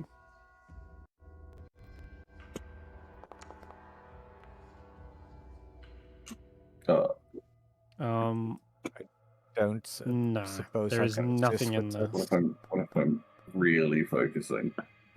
Really? You can give us a survival check as well, Tracker. How are you helping? I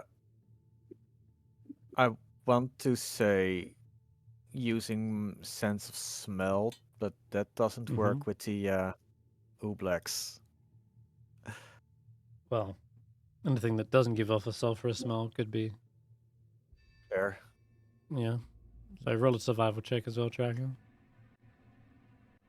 You're the only person who could possibly smell anything else in there. You Damn. find Snorp's sling bullet and nothing else.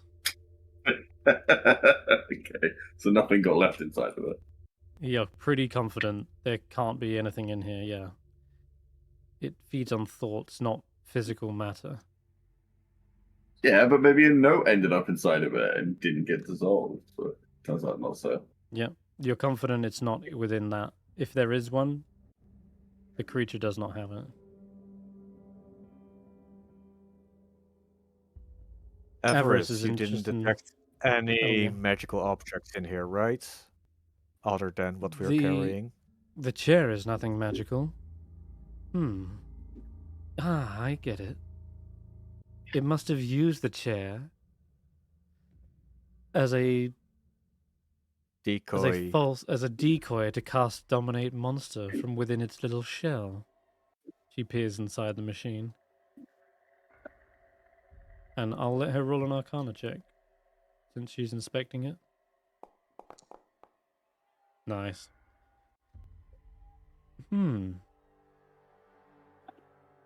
Okay. I don't think Avira was completely lying. Looks like from this apparatus, this device, it's definitely an enchantment device. It's capable of casting sleep, catnap, even Gias. They're all spells that can either lull one into a restful state or change their mind over the course of many days. can see the runes etching on the inside.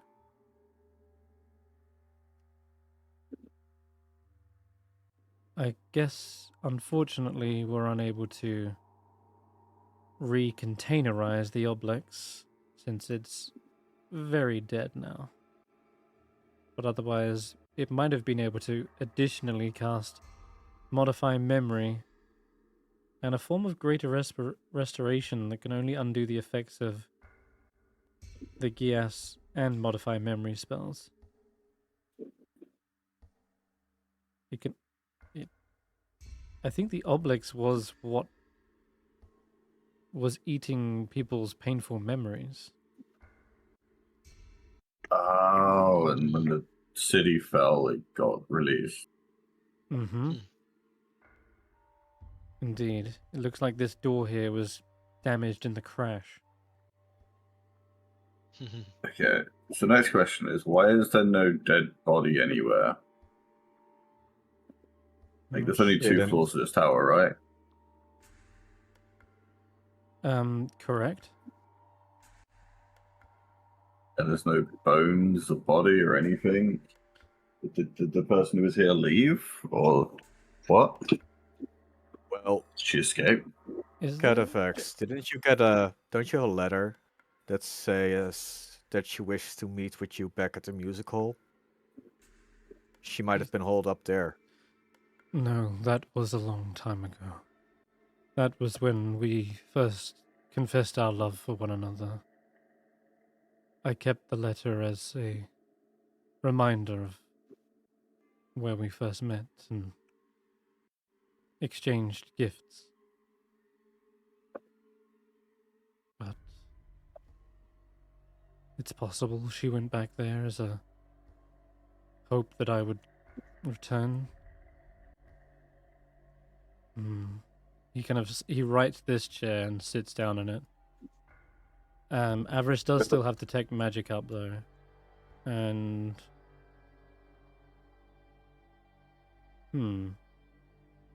oh, go ahead, Graham.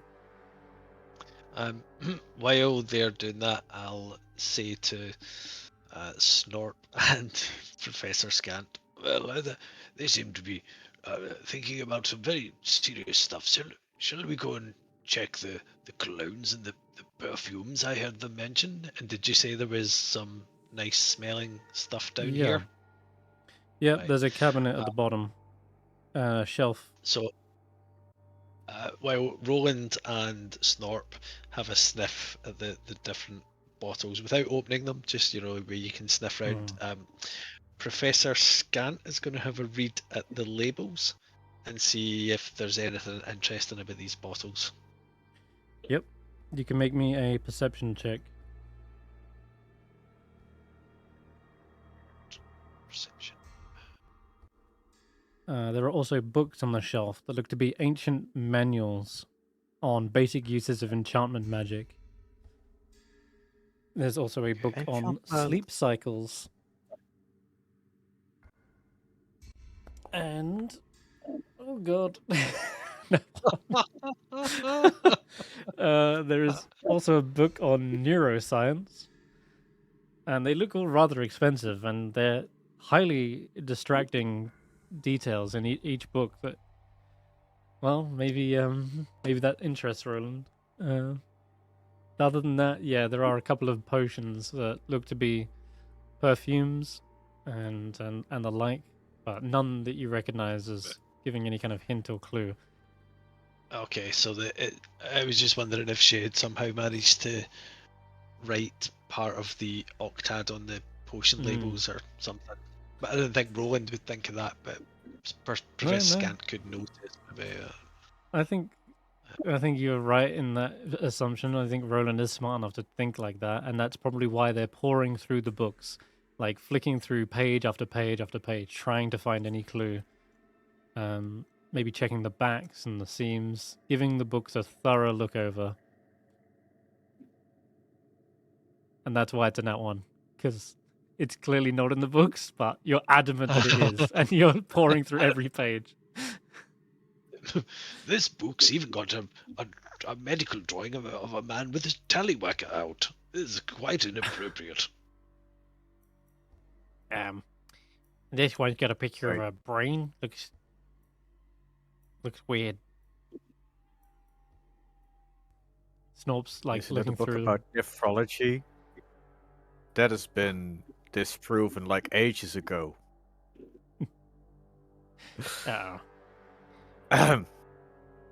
Avarice is looking out the window as someone asked, "Is this the only 2 floors?" And she's like leant right out, looking above.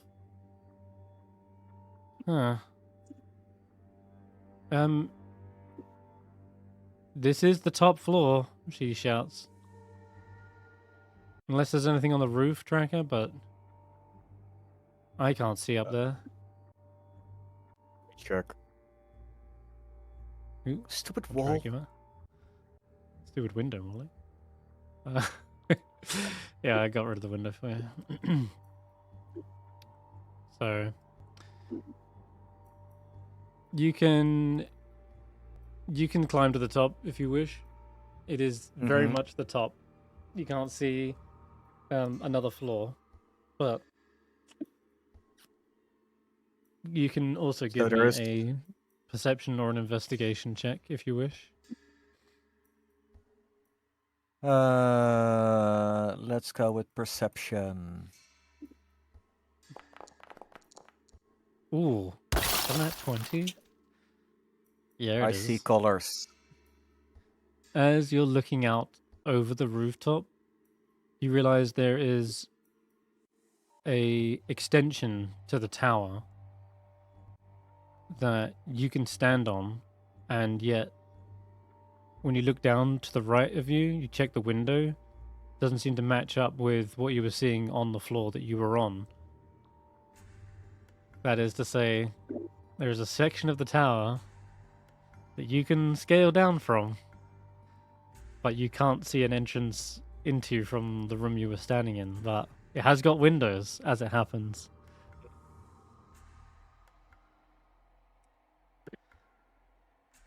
And if you lower it Can with a Tracker nat fit 20, in them? he could. There's one big enough. It's like a balcony section with a large window for looking out across the city.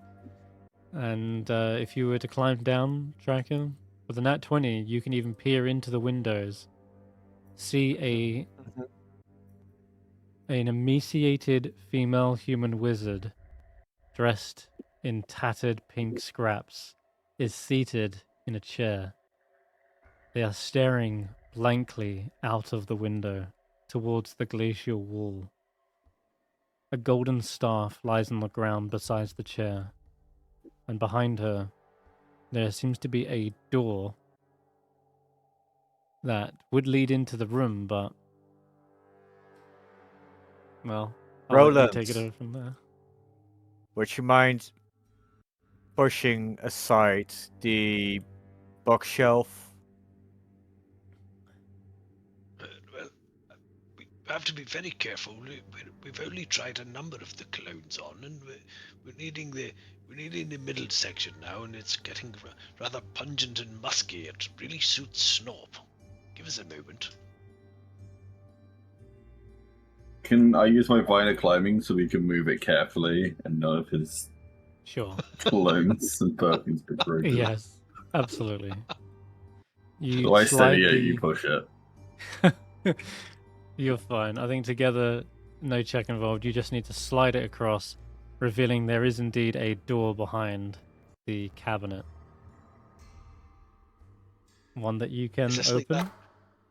Is this like that scene in Would you do us the Anchorman honors? when the cologne cabinet opens up and there's bottles of Sex Panther behind here? That's where they got the memories from. This makes sense now. Yeah, the door creaks open like it hasn't been opened in hundreds of years. She is Avarice, sat... is she Close under a for about spell? 1,000 years. Huh? Uh-oh. Avarice enters the room with detect Avarice magic has still detect active. magic. She... Well, Hello? Anyone in there? And she kind of waves her hand in front. I am afraid to inform you, she's not under any spell. But the magic coming from the staff is definitely real. It seems to be, what is that? Actually, roll an Arcana check real quick. You're saying she's dead? Brain dead.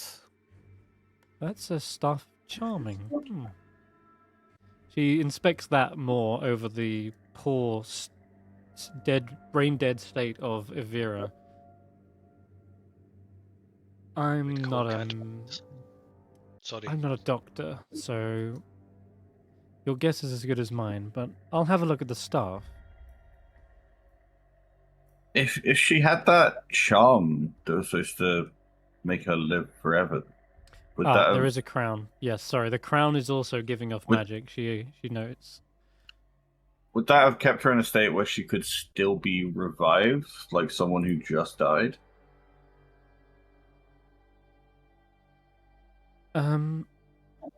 Possibly. Give me a medicine check, Willow, as you're looking over the body. Can I have Professor Scan to tell me if I can't figure it out? Professor Scan will hover in. He's not a doctor either, but he's not got proficiency in medicine. But Oh, Roland does. He can give Willow the help action there. all right, yeah, go ahead. Willow, roll again.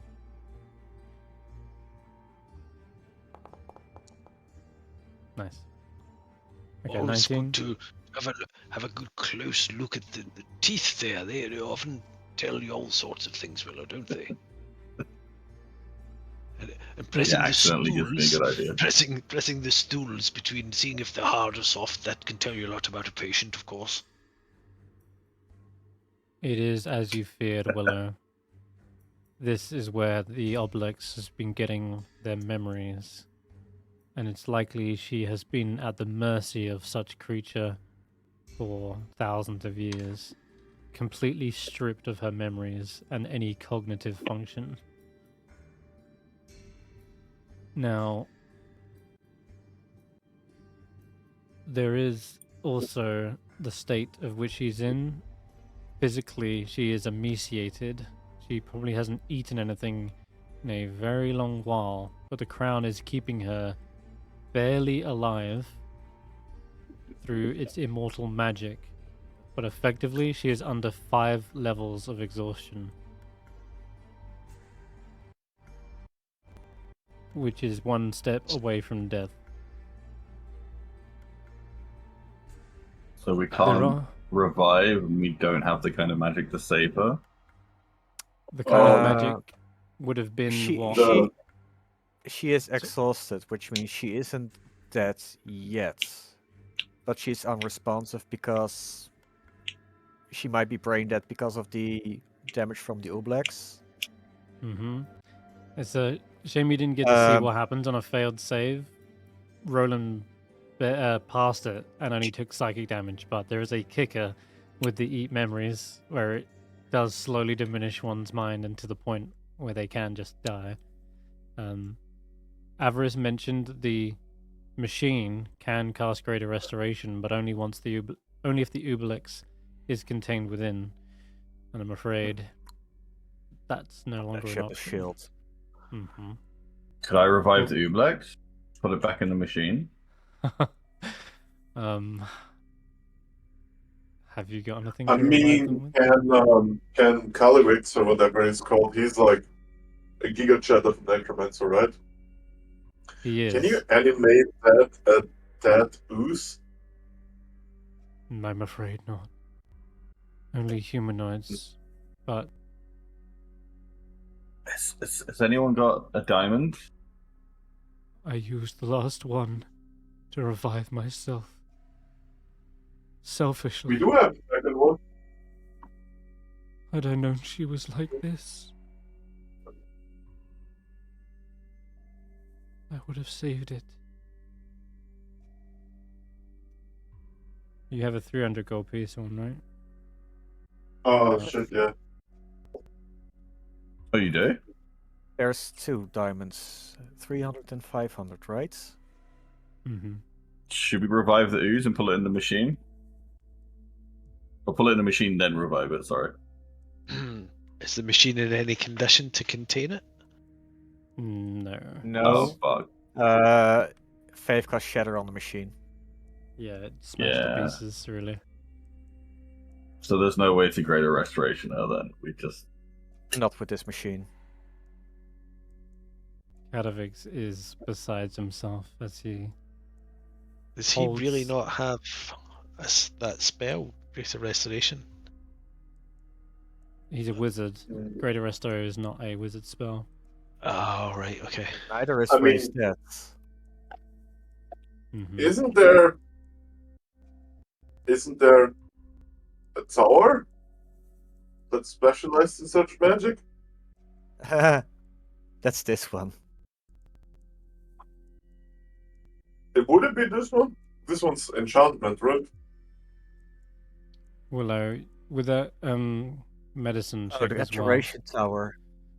You know, even if they were brought back to life, well, they are alive, but the major cause and condition that's ailing her is, yeah, her mind is gone, and I don't think the only other spell you can think of that might help her in this would be a heal spell, but that is incredibly high levels for divine magic. Neither Roland nor Faith have that capability.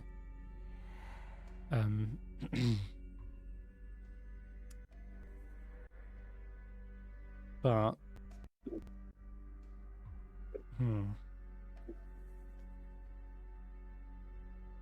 Greater Restoration. No one can cast it, can they? I don't think. Nope. Yikes.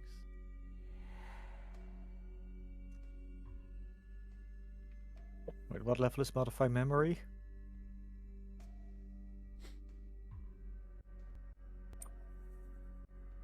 That's a 5th level spell. As well, fuck. So Kadavix what's... does not know it. There's nothing we can do. Kadavix, what do you think would be better? Is leave her like this and hope to find a way in the future, or allow her to move on? Her soul trapped in a stripped away mind. Sure. She must have suffered greatly at the hands of that monster. I can't imagine she would ever be the same. But I cannot just let my beloved sit here. I'm not sure. There is one last thing I can think of. One way we can get the memories. The arcane octad you seek. You see him, like, holding the head of Avira, like, gently, as if holding it into a hug against his own chest. And he's closing his eyes. You see tears streaming down his face. But it seems like he can't bring himself round to utter what that final idea is. Roland, what did you want to say?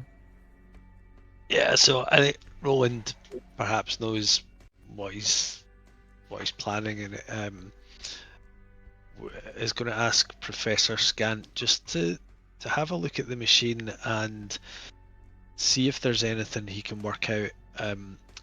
What is it about the oblex that powered the machine? Is there another thing that we could use to power the machine? Maybe Okay. something from Kadavix and Scant combined with something Stef can do or Faith can do, just to see if there's a way we could work together to power it for yeah, so just asking Scant Alright. if there's anything he can detect. Yeah, give me another Arcana check with Professor Scant.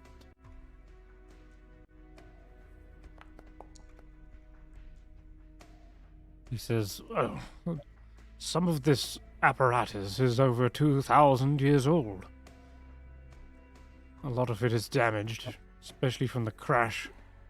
Looks like they were just using it as like a shell, like a hermit crab would. Its state is irreparable from my knowledge, but even if we did fix it, finding a replacement for this kind of creature? I guess it would have to be a powerful psionic entity. Perhaps like a mind flare or an illithid, yes. It's something with psionic powers might be able to harness the runes and apparatus of the Hippocaris. So we'll look over at Stef. Stef, is your tricky little hat got anything to offer here?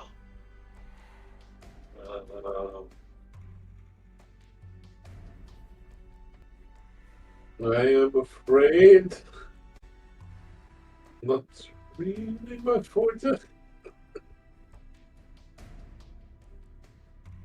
Nothing restorative, I'm afraid.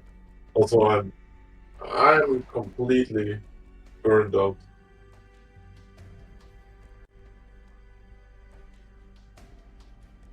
Faith says, I'm nearly burned out as well. I only wish I could do more. I'd have studied harder or learnt Oral's ways. I might have been able to do something.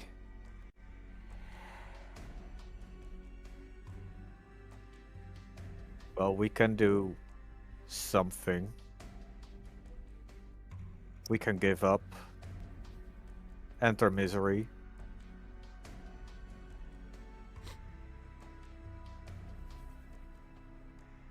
Or we look for a way forwards.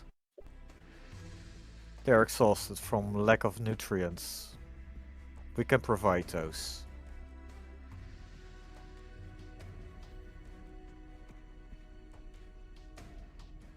Her body is one But thing, shall we?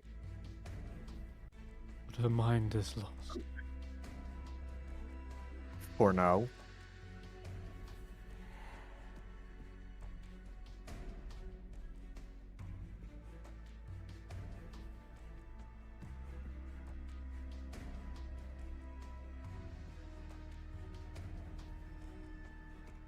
Right now we don't have the options of restoring her memories. But maybe in the future we can restore her memories one by one, piece by piece. Fill in the blanks with yours.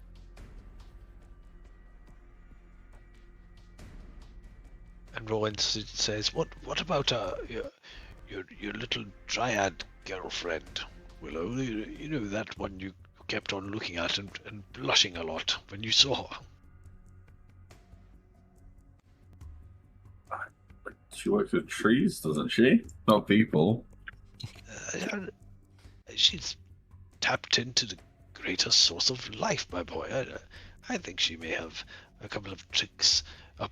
Well, she doesn't really wear sleeves, does she? Give me a She might nature be check, hiding a Willow. little thing or two under her berries or something.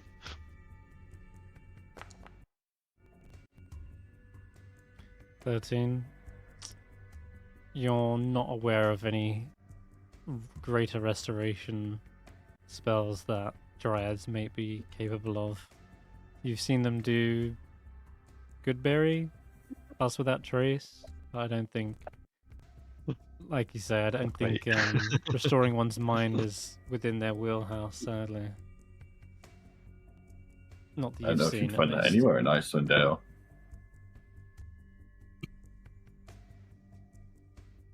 Which are the Get it pairs? fixed. If you're really desperate, I know a trio of old ladies who might be helpful.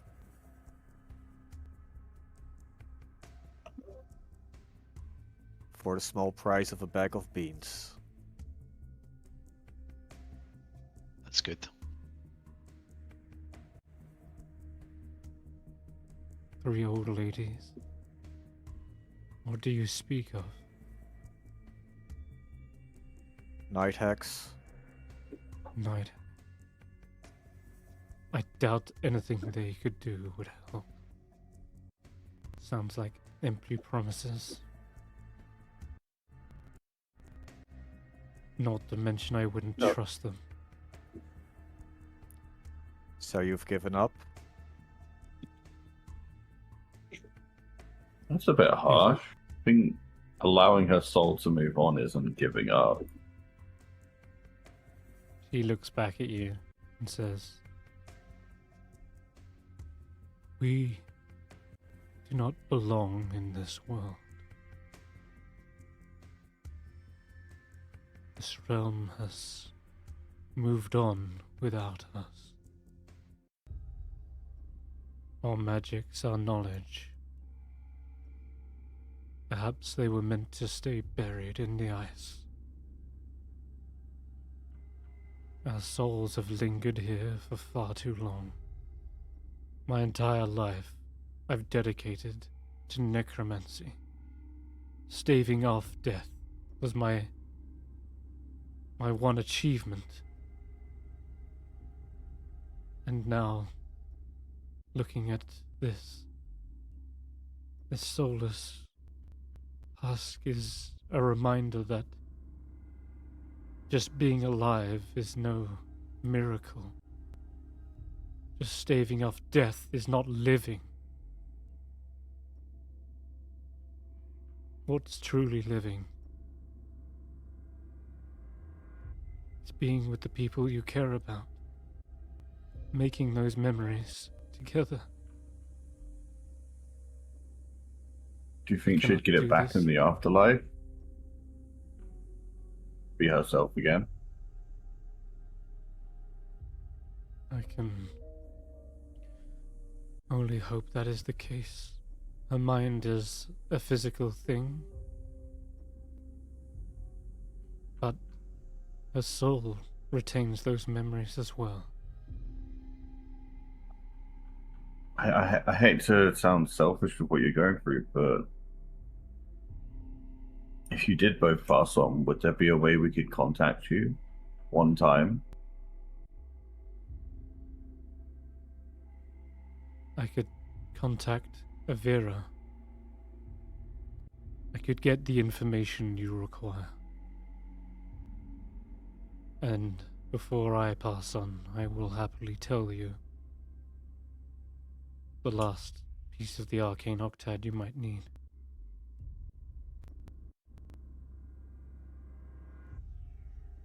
That'd be what we need. I'm sorry that things turned out like this, but hopefully a chance to move on with her is better than being left alone like you were. Give me a persuasion check with advantage, Willow. Yeah. You see he is in an incredibly mournful state, and what you're saying perhaps only furthers his train of thoughts, that is potentially the only way, and he doesn't see it as selfish. You've kind of presented it as an option, a way they could be together in the afterlife without this undeathly realm. They seem to look down. They still are mournful with tears streaming down their face, but they seem to nod as you're suggesting this course of action.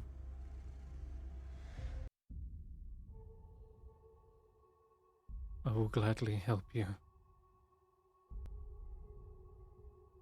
You've done as you promised.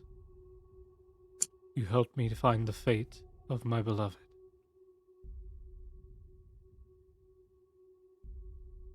But she is not here. He like strokes her hair backwards. She is here, and he places a hand against his chest.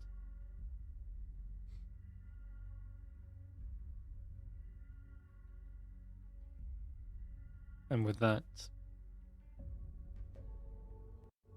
you see he begins conjuring a necromantic spell that is very slow and gradual, but you see it is slowly sapping the final inches of life from Avira and pushing her over to 6 levels of exhaustion. He seems to be sobbing through the verbal component, and as her final breath escapes her lips, you see Kadavik sort of collapse to his knees, places his head in her lap, and mourns her. I will be there soon, Avira. I will be with you soon.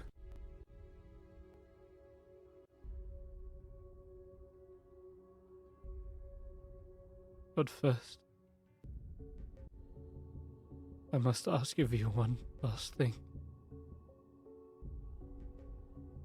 He begins to cast the Speak with Dead spell.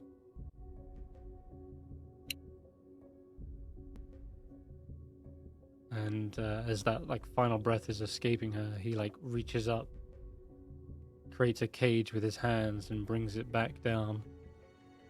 And you see the eyes again flicker once more, opening, and he asks,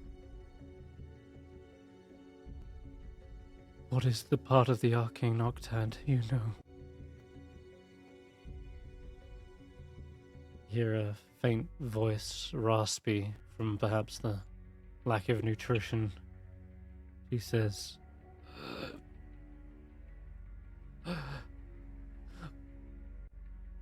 "Fourth, coax a secret from another."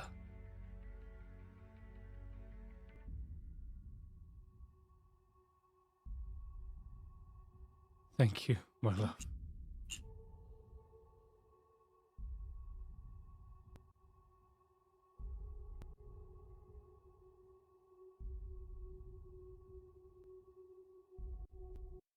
He holds her for a moment longer. The spell is still active. Roland, what do you wish to ask? So it would just involve just rewinding a wee bit to get the timing right on this.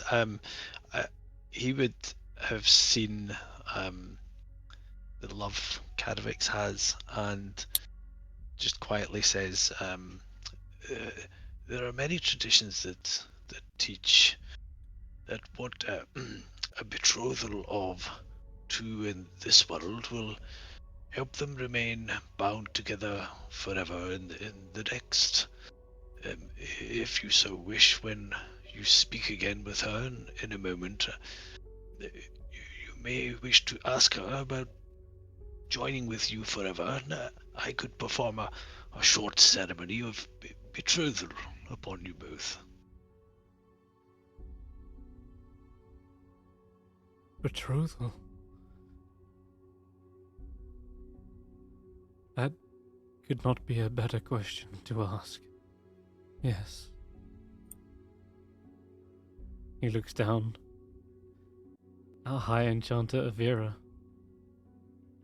and uses one of the questions of Speak with Dead to ask, High Enchanter Avira, will you take my hand in marriage?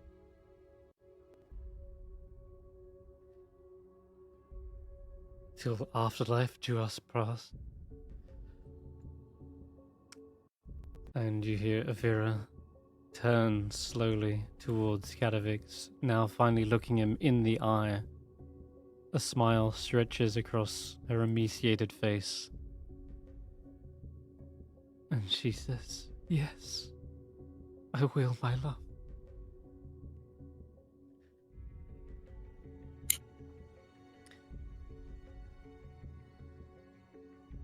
He turns back to you, Roland, and you see a smile. Despite all the tears, a smile spread across Kadavix's face. "Then yes, I will accept your blessing, Paladin."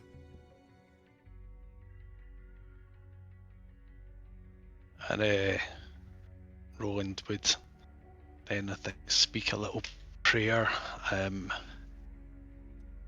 Something like, "Morning, Lord, we join these two souls, not just for this lifetime, but for eternity. Receive them into your radiant dawn where no shadow shall follow them, and their love shall endure forever."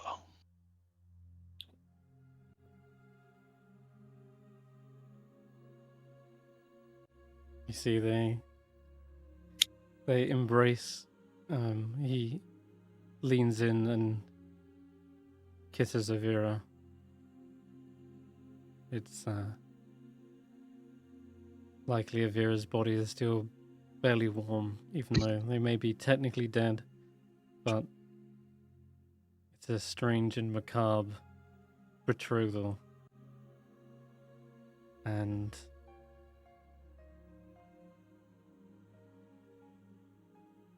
then after this moment has passed, Avarice sort of leans in and goes, if I'm counting correctly, that's still only 2 questions. So there are 3 left, right? One left, right?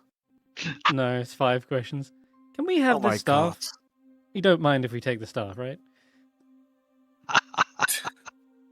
Avira says, "It is yours."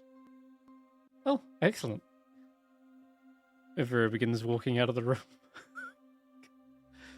Kadavix turns and ignores the rude interruption and says, "Avira, my allies here spoke of perhaps a way of bringing you back to life. I could find another diamond. You know, I could preserve your body and I could resurrect you. We could be together here. Would you want that?" And Avira says, "If I was alive, I would beg you for a swift death. I have lived through too much torment to carry on in this world. Let us be at peace, Kadavix. Let us join hands in the beyond." Kadavix nods and says, "Then I have no further questions. Except just wait for me. I won't be long."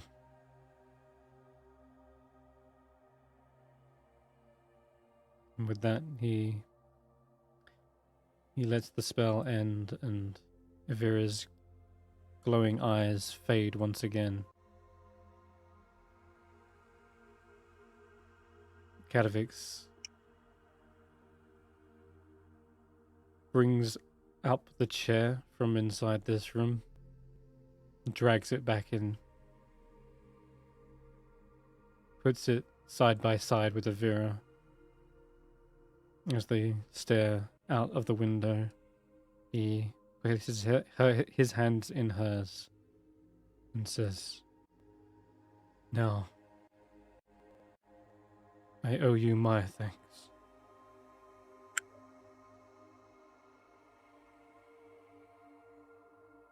Is there anything else you require of me before I give you the octad and join my beloved? I just to make sure you know that the way you're beginning your afterlife is not only saving the soul of the most important person in the world, but also giving us pieces to save the world. Your death is one of the most important things of your life, and it will be one hell of a beginning to what comes next. How would you like to Thank go? you. By your own hand, or Oh, wait, I have No. a question. Yes. he yells from across the room. I know this might sound a bit insensitive, but can I have your spell book? It is yours. I have no further need for it. Sweet. I only ask that you think carefully about whether these magics here are things that should be shared with the others, or whether they'll bring yet another civilization to its downfall. Don't Hey. worry about it. I'm quite responsible, as you've seen. As for you, Willow, I will have no further need of this either. And he unslips the ring and says, "This was a gift from Avira, but I will have her in the afterlife. I need no treasures to remind me of her, since we will be together. It is yours, and thank you." He gives you the Ring of Sound Mind. This gives you advantage on all charm effects, I believe. Yep. Advantage nice. on That'll be helpful. against being charmed. Let me see if I can add it to your sheet. Ring of Sound Mind, here it is. Might just be the most powerful effect that we've got so far. I think it is an attunement, but Yeah. alright. Time. Other than that, he says, "I will go by my own hand, but I will not go selfishly. Bring me your most wounded."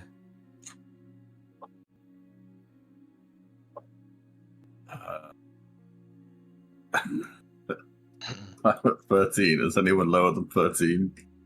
The staff. Faith? Roland? How's I'm Faith? the most wounded, but Steph has a level of exhaustion as well, so Oh yeah. that We I think can It's get rid of on that. 8. Everyone's looking pretty bad at it, pretty beaten up. Yeah. It looks like. Okay. Go to the wizard that nearly died. Yeah, he too is already on second level exhaustion. I just remembered that. Steph, as he hands you the book, he grasps you by the hand and begins casting life transference. And he will upcast this as well. Removing your level of exhaustion and taking it upon himself as well. You see his form becoming almost emaciated like that of his lover. And before he goes, his voice, as he's casting this and his voice becomes raspy, he speaks the arcane octad, which is right. Oh, the arcane octad. Where is it? He says, "Seventh, trace a circle with the ashes of the dead.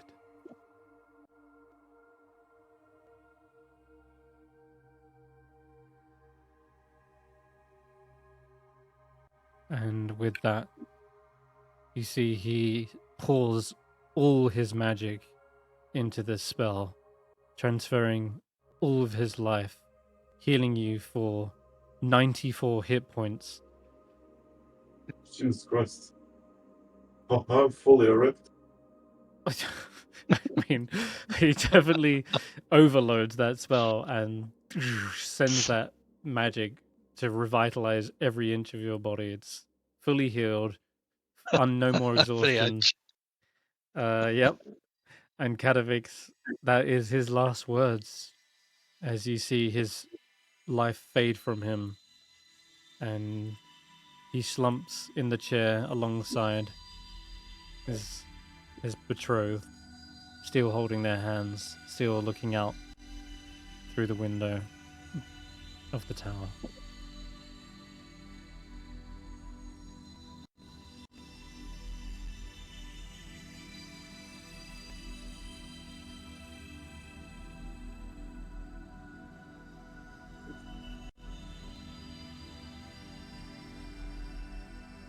Well, that's. Anyone else feel weird that killing someone was helping them? No.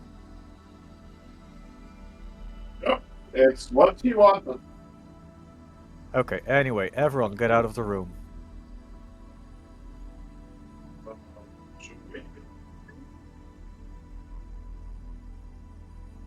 Unless you want to stay in the room forever. I'm more thinking we need to do a long rest, right? And there is like random encounters and shit on the way back. We've cleared out this place. We might as well long rest inside of here? Question mark. As the room clears out, Tracker is going to cast Cone of Cold to preserve the bodies. So they can be eternally together. Wow. Yeah. You fuse their held hands together in a form of petrified ice. And you can seal the door shut as you do so and cover that in rime.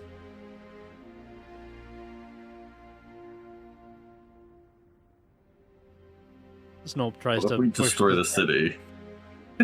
Yeah, maybe. So tries to that push didn't this- mean anything. Oh, it's a touching gesture to preserve things. It's what Oral would have been doing effectively. Preservation, right? Yeah. Snorp pushes the bookcase back in place of the door as well.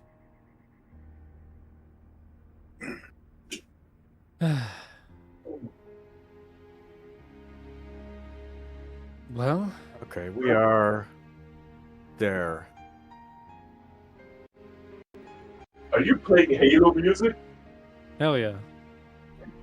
Hell yeah. This is indeed a track. It's called Unforgotten. As you can only imagine Kadavix's soul rejoining Avira's in the afterlife. You can only imagine a happy ending for the two, despite the tragedy that has befallen this place. They might be the only two who deserve such a happy ending, with what the wizards have been up to here.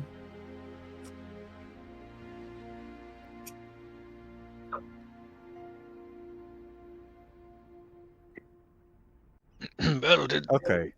did someone say something about a rest there? I certainly feel Willow could use one.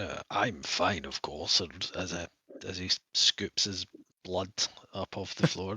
But Willow's looking a little bit rough, and you, Faith, I've seen you look better, if you don't mind me saying. That doesn't look like anywhere comfortable here. We can take a rest. Yeah. Everest, you've been here in this city for a couple of days. How was resting Mhm. for you? Well, I stick to the outskirts. That seems to be where the less traffic is. Living spells don't come out to the spires on the outskirts. We can rest there. In fact, I think we're near one. Isn't this a spire on the outskirts? No, Or this tower on the is, it's in one section of the city. I'm more referring to Okay. these things, and she kind of like points out. They're very much like piers that jut out from the central disc. Do they have beds? Because I've got a really nice sleeping spot set up in the grove. Oh yes, they do. They're more like wizards' quarters for the younger acolytes and up and coming wizards. That's where Oh, me sounds and great. Let's go. all right. That's where me and Kadroth were hiding out in one of those.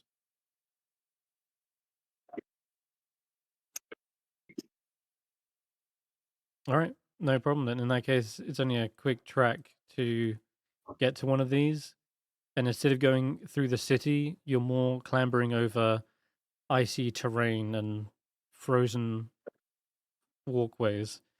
Yeah, completely evading the ire of nearby creatures. You can get to one of them.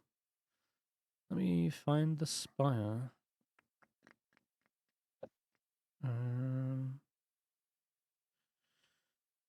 Spire. Spire. That's the one. Wizard spires. All right. There's a long connecting bridge that must be traversed to get to the front, but it seems unguarded. Seems like there's no magic over them either.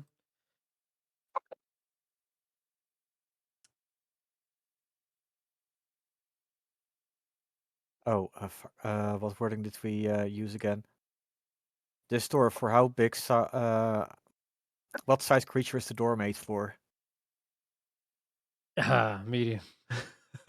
Okay. Wait, the front door you can get in. That's fine. That's like a large size, but after Okay. that, most of the interior are medium sized. There is a balcony up Okay. above as well that you could climb up, and there's another large door on that as well. Oh, you know what?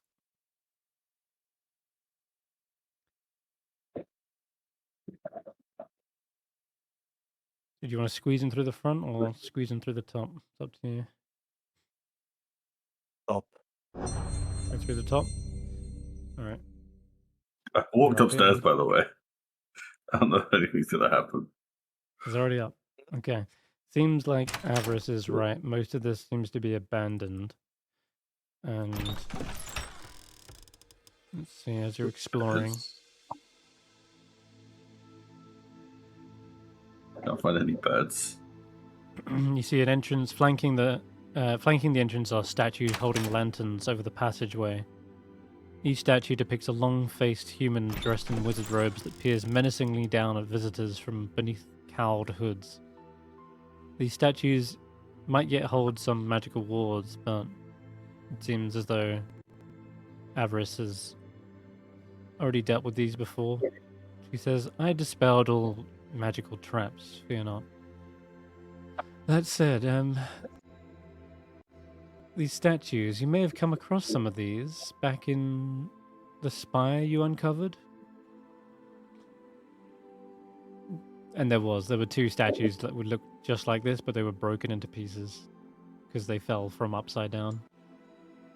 But, yeah. As you're going through the rooms, Willow, you see libraries with tall bookshelves affixed to the walls have spilled much of their contents onto the floor. Most of the books have been destroyed by time and neglect. But maybe a few scrolls or books It still have looks like some a lore. bed. What's supposed to be a bed in here? Keep looking. You'll find them, she says. At the moment you're in an alchemy lab with work tables, some old reagents might be worth Here's the other salvaging. stairs. There you go, he's found it. Fuck. Oh, it's Tracker. Hey, Hi. Tracker's climbed up through the balcony. It looks to be a ritual chamber. It's used to perform simple communal rituals. A permanent etching has been engraved on the floor with empty spaces for appropriate runes. And another set of Keep going. stairs. Yeah, the check and there's an anatomy room. Should have been There's a locked, bed. but Hey, he's found it. Finally at the top I'm of gonna the explore the spire. rest of the floor. I'm done. Alright. Yep, residential personal chambers. Each one Check is fairly first. sparse, furnishing with a bed, a closet, and a work desk. Beyond that, the contents of the room is fairly mundane. So, Well, check first if the bed is a mimic. I know. What do you mean the bed is a mimic? There is no bed. There is only hallway. We're safe. It's already been checked for traps. We're fine.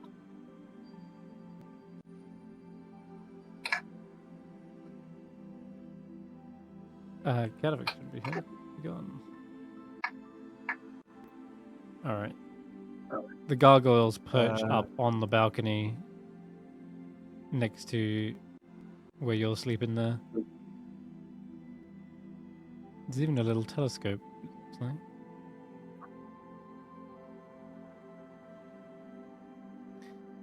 Yeah, Avarice will climb to the top of the tower as well. Say, well, what do you think? Oh, Willow's already asleep. Go. Never mind. I'll take this there she from is. here.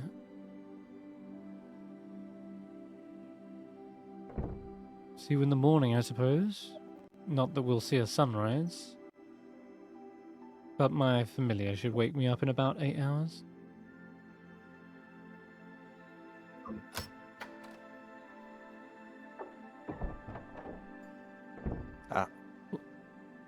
Snorp will get up there as well. Oh, wait, where the fuck am I? I didn't see shit.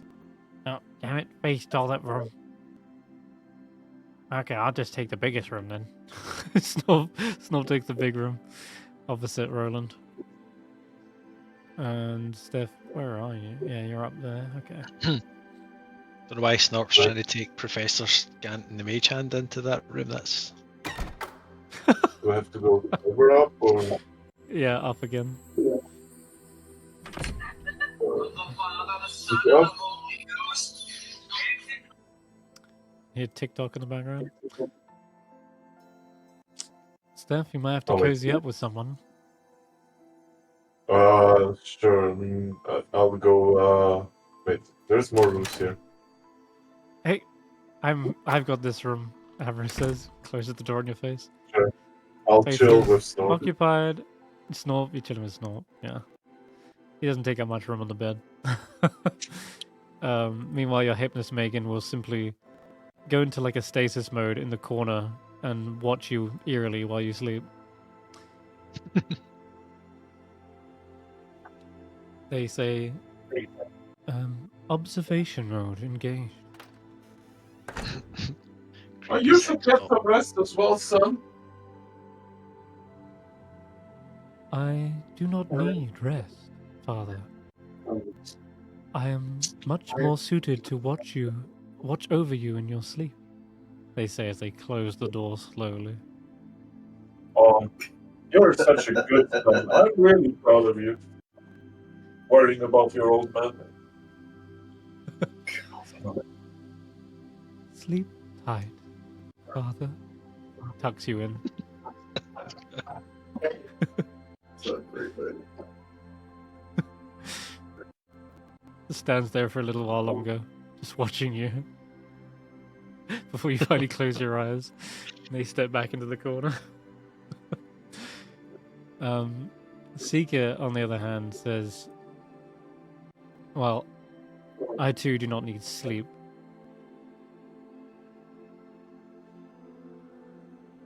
I'm better served elsewhere.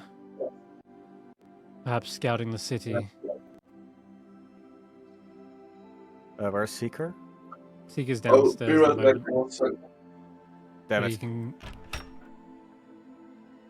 He's looking up at you from the balcony, right? So he'd be Yeah. like on the bridge. If you're going scouting, let me give you this, in case you need us.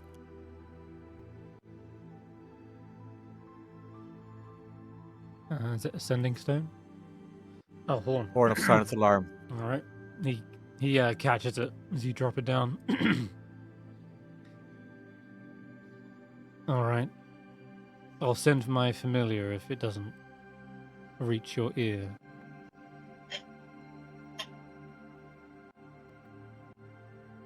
With that, you see him turn, walk across the bridge, and dims the lantern-like eyeballs to a faint glow before they disappear into the dark. With that, you guys are able to get a long rest in this location, thanks to Avarice. Nothing triggers your alarm during that time. Not even Avarice? I'm surprised. Are you expecting Avarice to do something in the night? I expect Avarice to get out of Dodge. Why is that? She's an ally of yours, right? Yeah, sure. Staff are charming too on her person now, which she will attune to over the course of a Oh yeah, short rest. that's a tune as well. Yeah, attuned to the Ring of Sound Mind, which kind of counteracts the charming. I will also be right back. Just a quick little break. Won't be a minute. I have the most sound mind of anybody. Let's go.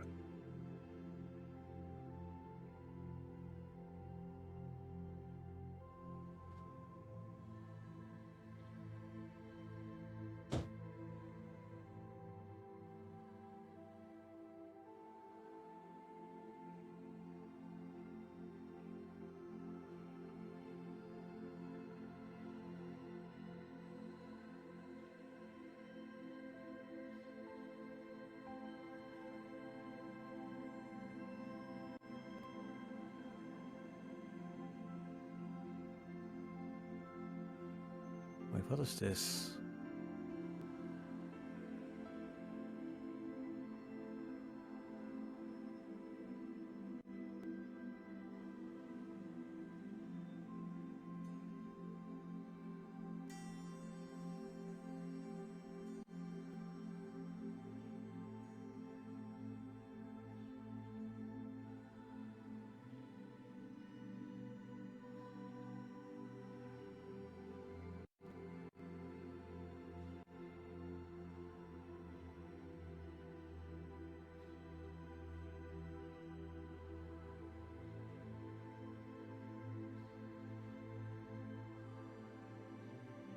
I am back.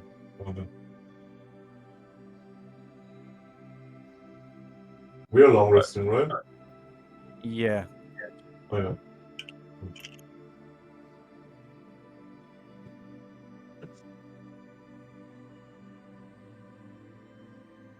Are we also leveling up? Hello, Game Master? No, we're not leveling I'll up. be up. I'll be back in a second.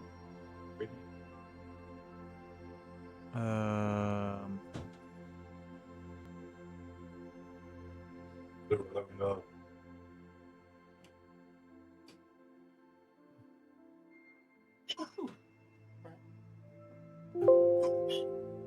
Okay.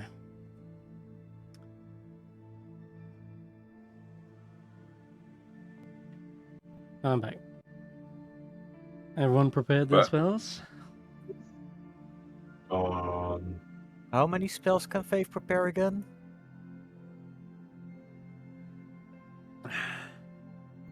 Check the sidekick rules for caster. I have one Kick rules. thing, Senrith, that I'm unsure about since forever, okay? Because my prepared spell thing doesn't work anymore at the bottom.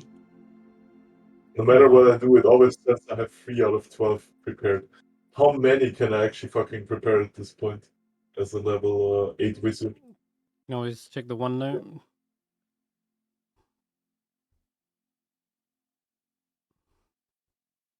Okay, 6 spells. The one note, I haven't used the one in a long while. 3, 4, 5. That is more than 6.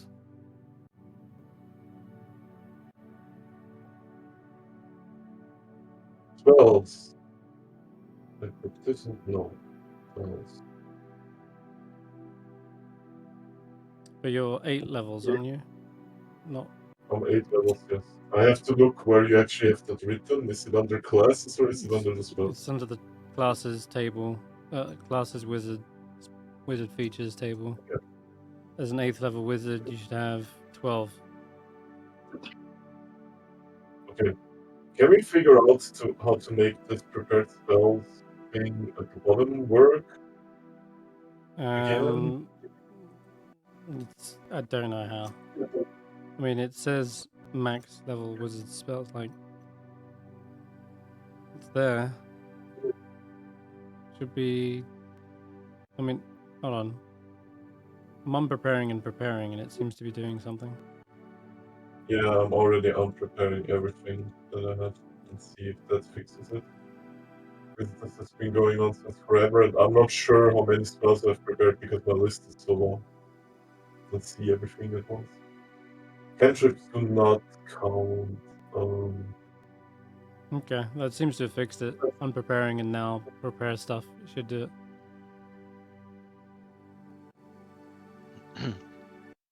It seems that 8 persists over a long rest.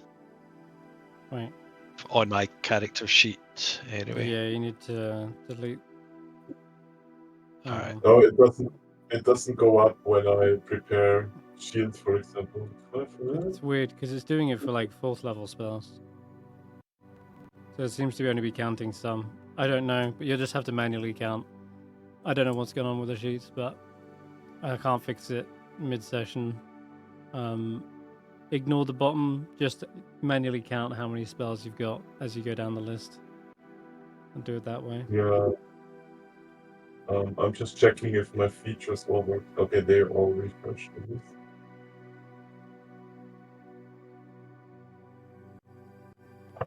I might also swap cantrip out. I think minor illusion is something I've always prepared these days.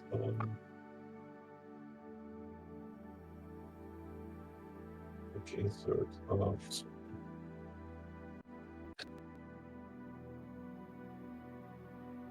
Revised spells lists. There we go. And we're putting away one. I'm just going to update your handouts.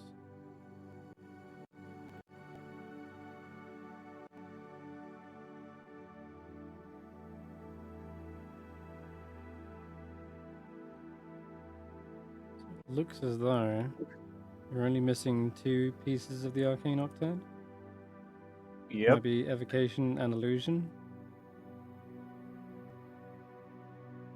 That is correct. Cool.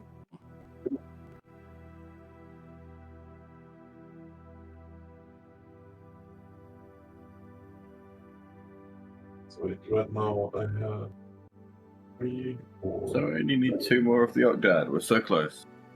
Very. Mm-hmm. Yep. Hmm. Fact. So close, in fact. Oh man, hold I don't on. like the way you say that. Is it all good things, promise. Are you? I'm just checking. Gotta check things.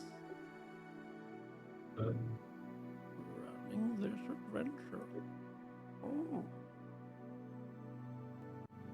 Okay. Yes. It sounds like with the acclamation of those 2 pieces, putting to rest those 2 high mages, and finally getting a good rest in beds for once, like of all things. And with the success on the horizon, potentially just 2 more pieces, you know your goal is within reach. I'm pretty sure you are you qualify for a level up. Ooh. Oh, wow. Oh. I kind of smelled that one. Call that. You did. Wait, Nice. an extra cantrip for faith. Yay! That's an extra what for faith? An extra cantrip.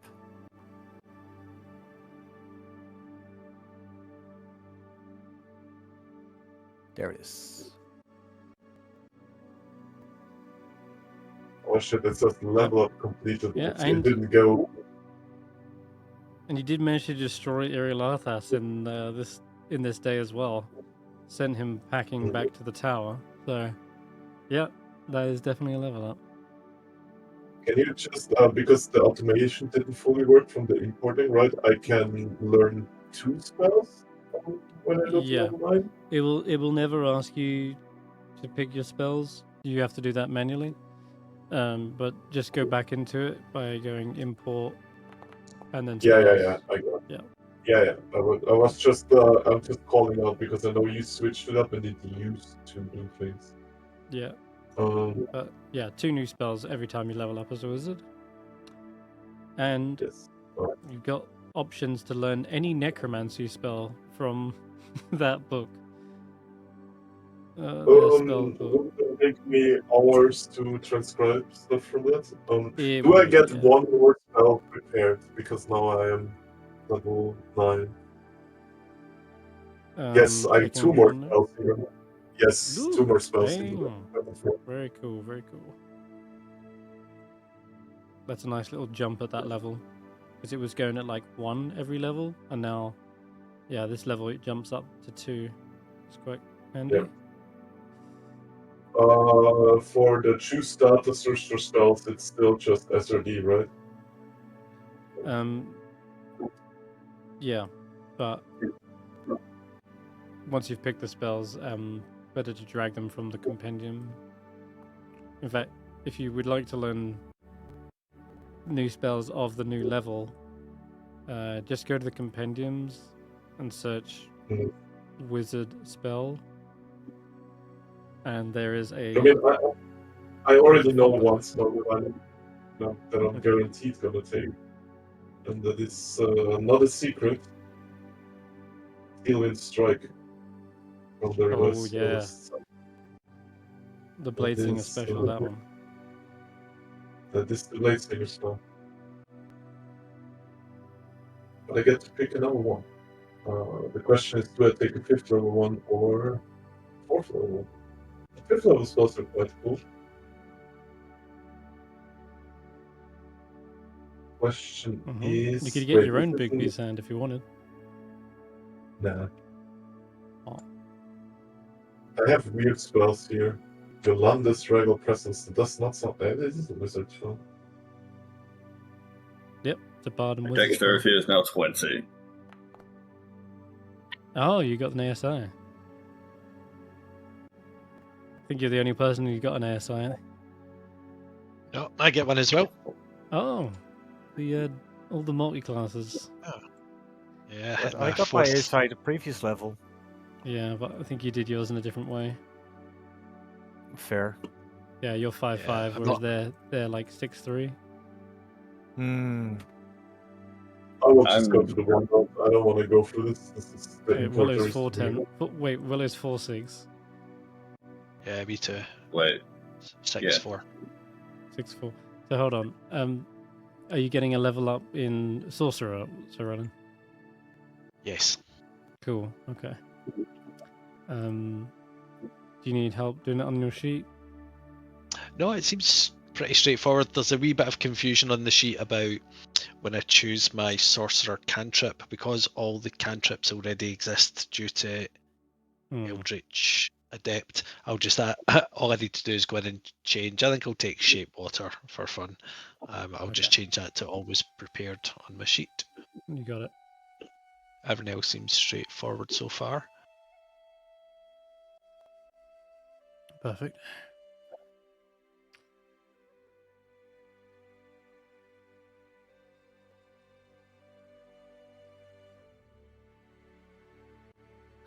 Yeah, your memories also would slowly come back to you if you indeed failed the save. But yeah, what it does, when you fail a save against an Oblex, it gives you minus D4 to everything. Then you fail again, minus D6 to everything. Then if you fail that, it goes to minus D20 to everything. It's ridiculous. It jumps, and then if you fail it again, you die. Like, I don't think it would get 4 rounds on a single target, but still. it can kill you through just eating your memories if you don't die from the psychic damage alone first, which seems to be the more probable cause of death. But... If I skip my ASI choice just now and just have a wee think over it, is that alright?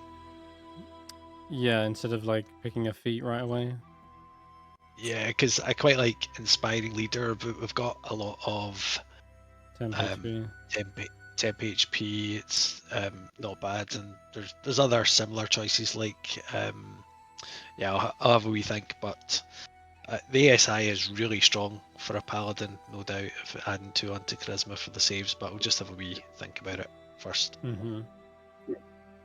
How You could much even of split the minus Sorry? health should I get back?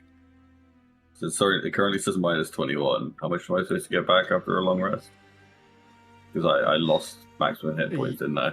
You did, and I am unfortunate to tell you that the health loss from a demi-lich is permanent until you get a restorative spell on it.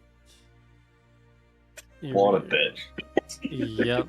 He's such an asshole. Energy drain. It says if a creature's hit point maximum is reduced to 0 by this way they die, a creature's hit point maximum can be restored with the greater restoration spell or similar magic.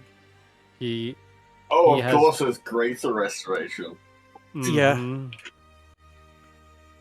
Guys, why don't we Afraid. have a cleric? Because the That's right. previous cleric ran away. No, they got you. They have sapped some of your soul, and they did not give it over. That's the only scrap they managed to get from the party. They were intent on sucking everyone's soul out, but it seems they just got a fragment of yours, and when you wake up in the morning, you still feel as though a piece of you is missing. And it's a strain, even to stand up, like your body aches. You like feel slightly short of breath. That's just all. It's just being on. You gotta let out a Supposed to be grumble young. when they get up. That said, it can be circumvented a bit with the use of an aid spell, which would surely help. Yeah, yeah, I'll keep the aids coming. So, Okay. we got time to go visit a tower? I think you do. If you would like to move on to the next tower today, you can. I'm also happy What if towers you would are like available? to. You got Evocation and Illusion. And if I take you back to the map, you'll have a good look at everything. I forgot what we have and where we have this thing. You're right. I just realized I now have access to Spike Grove. Joy. Joy, indeed. You still have a lot of living spells gonna hover. And Eerie Larthas does too, but you might catch a Tomb Tapper in one.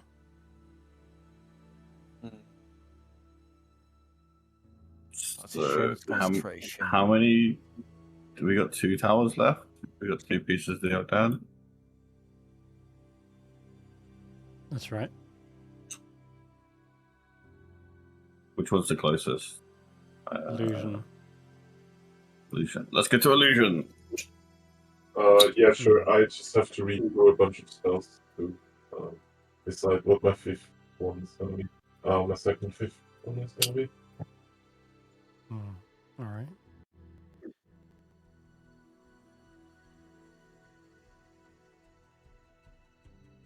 And I'll offer it to the party, since it's always a thing to note. Does anyone want to roleplay out anything during that long rest?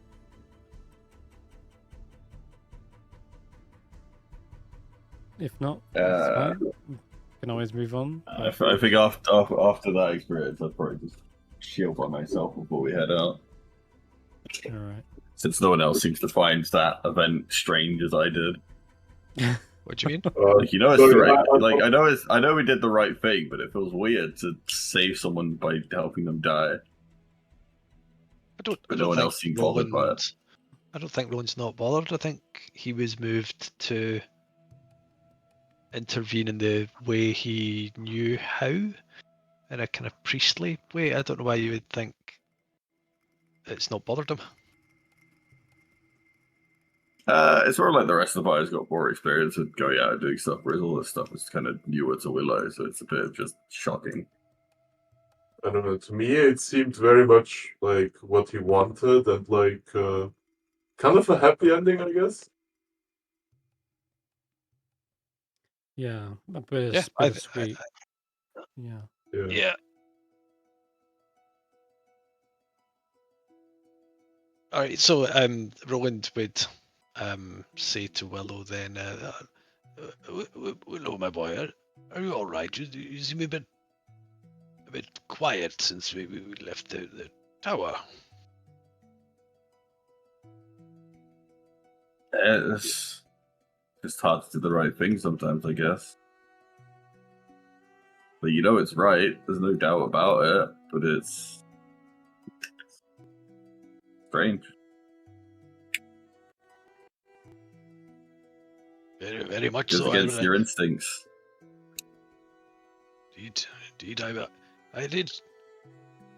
I felt more than a little flutter of pride when you spoke with both of them at the end, and yes, I think you've obviously been paying close attention to me, of course, but there's something rather unique about the way you connect with people in their saddest moments. I think it's really quite a beautiful gift you have there, my boy, and not so many people would have your natural way in a moment like that. I myself still feel a little bit of awkwardness and nervousness when you're at the bedside of someone who's passing, and I thought you handled that very, very well.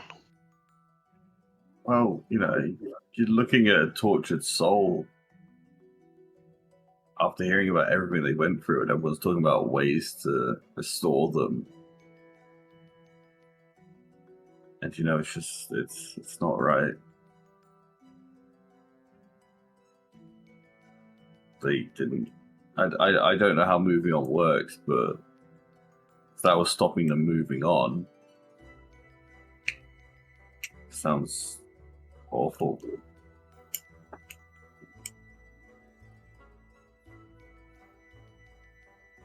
But hey, I often maybe think that, we'll see them again one day in the afterlife. well, I don't doubt it for a moment, and frankly, I think they're probably having a wonderful post-wedding party as we speak. But don't concern yourself too much with the passing on. I'm not planning to let you out of my sight anytime soon, my boy. You've still got years of service ahead of you.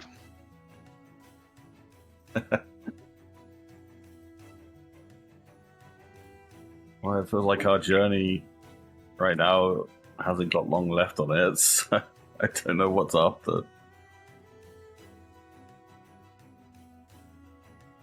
When Every I day was feels closer to the end.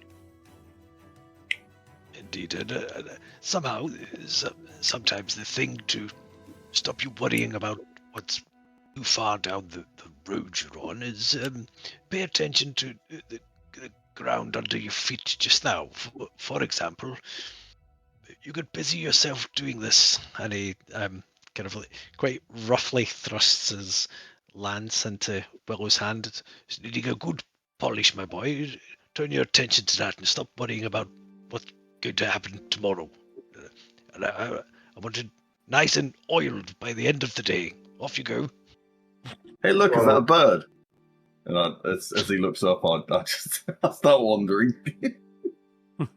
Just to awesome. Just to confirm one thing, Senrith, right from the spell book. What does it actually contain? I remember something like he knows every necromancy spell. Are they all in the Yeah. fucking book? He has every So it's necromancy like spell, yeah. it's literally just every necromancy spell. Yeah, I think though you would have difficulty learning ones which were not wizard spells. Okay. Yeah. Other than that, the other things are listed in the message I sent you, I believe. Yeah, I'm just looking at the thing.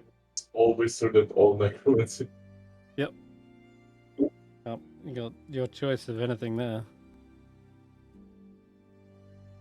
Okay. Seeker is nowhere to be seen. Seems they have slunk off into the city, keeping a low profile perhaps. But they haven't sounded the alarm during that. Everest and a gargoyles a week? Mm-hmm. Yeah. I do have one question about Seeker, right? Like Roland messaged me during the week and said he's leaving, or like Yeah. what's up Discuss with this that? later. Yeah, his sleep schedule isn't lining up, so I'm afraid Seeker is not Right. available. Okay. Uh, I just yeah. wanted to confirm. That's alright. Then, yeah, if you wish, we can head towards the Tower of Illusion. Okay. Let's head there now. Chris, the living Yep. spells, are they aberrations? No, they aren't. They're more like constructs, if anything. Fuck.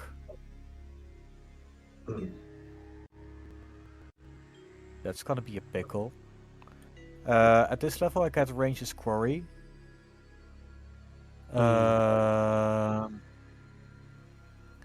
So I will give Willow, Roland, myself, Zephyr, and Stef a +1 on attacks against constructs. Shouldn't it be equal to your proficiency, right? It's myself plus proficiency, right? Oh wait, never mind. It is myself and an X number of creatures totaling my proficiency. Fuck. Okay, so you can do one less. Faith probably doesn't So it would be necessarily need it, but Faith doesn't need it. I was considering Zephyr. it's But just for then- attack rolls, so Yeah. up to you. 4 creatures. Roland doesn't need it. He has so many bonuses. Okay, No, indeed. that makes sense. Alright, So then. it would be me, Zephyr, Stef, and Willow. Okay. The feature itself, did you drag it from... No, No, okay. So I you can just couldn't type find it. in Ranges... No, you're right, what the heck? I think it's only in Guess it's Strand. Curse of Strahd. Yeah, okay, we'll have to drag that over. Alright, for now, note that you get an extra +1 to hit against constructs. So just keep a mental note of that. But we will have that automated for next session because I have already built that. Just need to drag it on to the folder. I'm gonna throw a little a bone to the party, or like a rant into Senrith plans maybe. But I picked up one spell I was quite interested in that like we can actually use right now because it's a ritual. Okay. If we have any questions about places we might go to, because I learned contact upper plane. Okay. Big It's a spell, ritual cast, right? Nice. It is. Let's see. Does it have any material? It'll- Nope, just verbal. No. Fantastic. Cool. The dangerous part about it is I need a DC 15 instinct throw, or I'm incapacitated until the next insane. long rest. Yeah, you go mental. Dude. Right. Is All there right. any Changes. is there any protections we can give you before we do this, like bless, Your aura. resistance? Your aura and bless will Aura. work. Yes, it's a DC 15 in saving throw. If we Okay. wanna contact, it says you mentally contact the demigod, the spirit of a long dead sage, or some other mysterious entity from another plane. So we can almost pick anybody except for a god. If we put him on death saves, would that cure his insanity? No. Oh my god, has Willow just decided that killing everyone is a cure-all for everything? And killing everyone is a panacea. I'm just wondering. My thinking is, right, we could just, okay, shit, something happened, right? We can just long rest here another time. It costs us time, but like contacting the other plane gives us 5 questions that the end must answer, basically. Pretty crazy. All right. It's a Let's, ritual too. 10 It minutes is a and ritual, more. yes. So Doesn't need to it prepare does it. It doesn't not. use a spell slot. It's just, yeah. It's a really cool spell. You don't need to And, prepare it. No, No, because no, it's in a ritual. spell book. Wizards, All right. they, yeah, ritual casting with Wizards wizards is cheats. really great. They're the best ritual casters. Wow. I think Yeah. it's absolutely worth it since it's something you picked for your level up. It's your power that you chose. I think for sure if everyone's willing. Yeah. Yeah, the Yeah. question It's, is, who do we want to contact, right? That's Yeah. the We can talk question. to Yeah. Galliard. But God. for example, if Faith wants to contact Ariel, that's probably something we can do, right? There's the Huge. thing. Level 10 cleric does get divine intervention.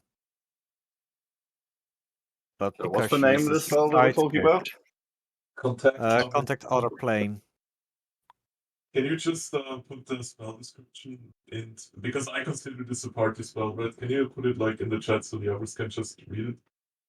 Yeah. I think there's a send to I chat. think that's the same thing to do. There you go. Do you see that? Yeah. Perfect. Yeah. Okay.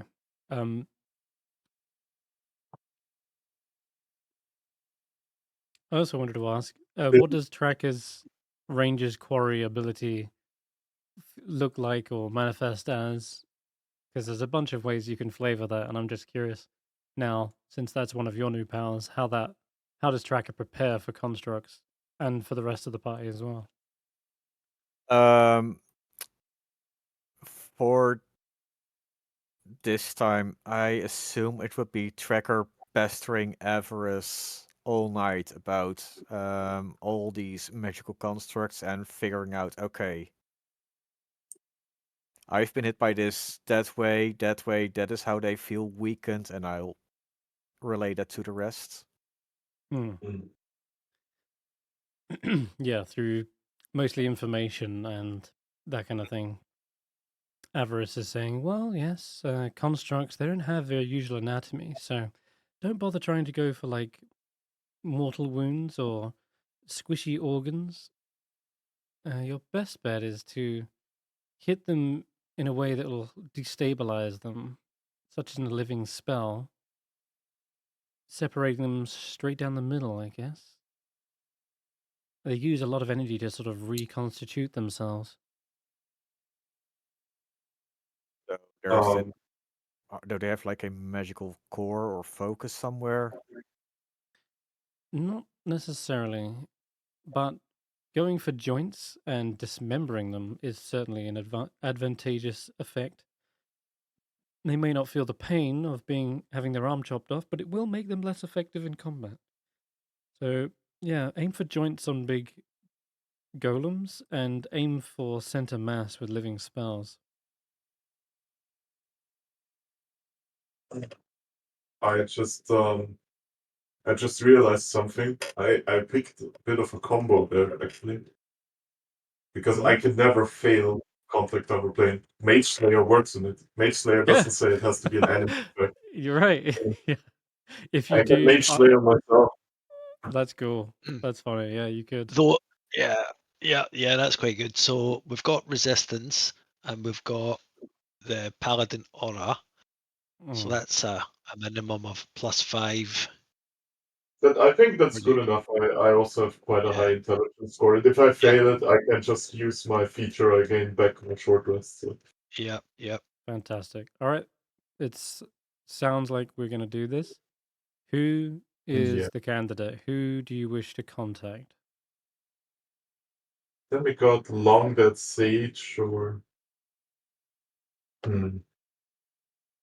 You know what? I will ask this. I have one idea because we are still hauling around that statue, right? Right Metalfra. now she's like adamantite. Yes. High transmuter Metaltra. Would she qualify for the spell? She is a high mage, Not that. not dead, but I guess that's equivalent Oh. to what you'd say, like a high, did you say high sage or something? Long Dead Sage. Dead sage, long dead sage, yeah. Or it says or some other knowledgeable entity from an upper plane. Do they all have to be Yep. from upper planes? Oh, it's I mean the dead It is person contact from other plane, plane. right? These Yeah, these I mean, are but yeah, traditionally, yeah, this is meant to be like from a different plane, but I mean, Oral is a demigod. She is here and now. I would allow that to be extended to Oral. yeah. The spirit of a long do you dead guys? sage, they don't have to necessarily be dead. These are like lists of like examples, right? They're like, oh, it could be this, could be that, but their soul still exists. They're not dead Mm, necessarily, but their spirit is still yeah, here. Maybe that would I mean, work. I would say potentially working on I, the I high mage. I will offer this up because I think it makes a lot of sense for like maybe Faithful Tracker that we just contact Aurel because like maybe she knows shit about this place. She wants to keep it frozen. All right. What does everyone else think? What if she Wait, comes in and kills us out of anger?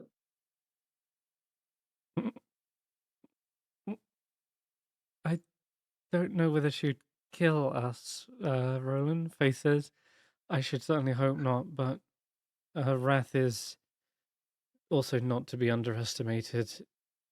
I What about just Lathander? Lathander sounds like a good guy. if it's of any concern, don't worry. I don't think she'll kill us out of anger. She'll do something much worse.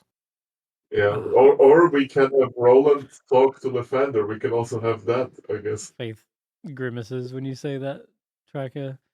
As to the suggestion of Lathander, Faith says Lathander is, yeah, you're right, a good choice. They wouldn't have any repercussions, and they would definitely want to help. The only question is, how much do they know? Since the sun has never shone on this place for a long, long time, and their influence is faint. I think it is it. Roland, maybe you're the better one to answer this, but have you felt Lathander's presence anywhere here in Icewindale? Well, I, I'm very fortunate enough that I will often feel the blessing of the Sun Lord when wherever I am. I kind of, I suppose, wander and walk in his grace and his light. But there have been moments in particular when he has manifest his power and his warmth to us, but particularly when one of us has fallen, not least when I myself died protecting you all from a powerful undead dragon, and had I not interposed myself between its fangs and you all, you would surely have been eaten alive, probably had your souls consumed, cast down to be digested within its bowels for eternity. So it's a bloody good thing I was there, if you ask me. And where was I? Oh, yes, and at a most curious moment when I was lying there, bleeding out, I felt Lathander take what felt a heart made of pure ice and shove it into my chest, and I knew it was Lathander because he was bringing me back to life. So yes, that was one time, and oh yes, I then went to the gates of heaven and saw him for myself and had a small conversation. But it probably doesn't matter now. Ah. So was Another that a... option that I will also throw on the table, since we're in the Nefri city, we can also contact Mithra. Mistral or Mistra? Yeah. The god of literal magic. Yeah.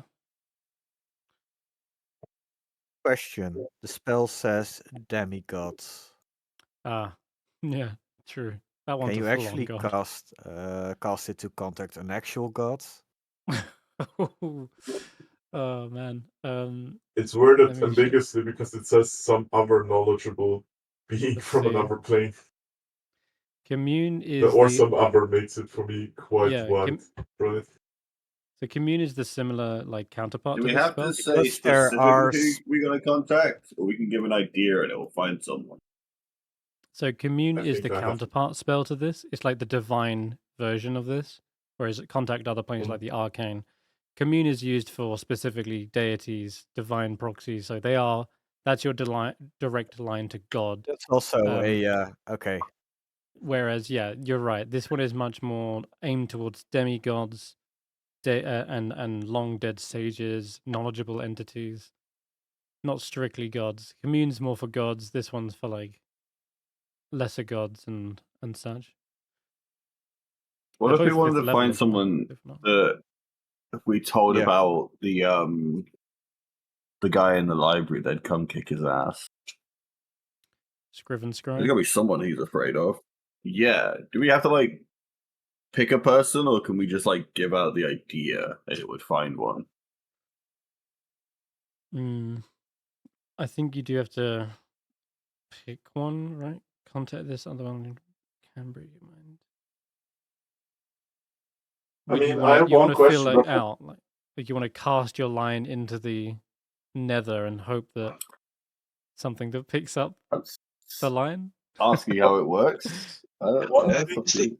Stevie, what about like we often think of like the gods of light as having these like winged angel types. Would Talos have any kind of like celestial vanguard? Typhon. Does it Typhon? Yeah, I wonder if Typhon might have a lesser being, a divine general celestially type. I don't really know how it all works, but I mean, if I can be vague, what I personally would want to do would to contact somebody that knows something about chronomancy, because I don't think Ethereal Arthas is the creator. Wait, we have what's his fucking the floating orb guy? Does he know any old ancient Scant. Professor Scant? Do you know any powerful chronomancy people names that would be in a different plane of existence? You can roll a history check for Professor Scant. a very good question there, Willow. Well, what do you think, Professor Scant? Accessing databanks. That's a good number. Insane. Ah, yes. Chronomancy. Well, back in Just make that 30. back in 16 DR, chronomancy was shunned. It was shunned. It was seen as though an unpredictable and dangerous magic. It was all the curriculums were scrubbed, and wizards were no longer taught it, especially in the capital cities. It was difficult to find anyone who would teach us. One particular wizard, they stood against such legislation. They wanted to continue teaching it. They wanted to harness its power. They saw a good source of like innovation with its magic, but They were since exiled from the academy, and they went out and created their own wizard tower, their own school of magic, specifically for chronomancy. Their name was Terig.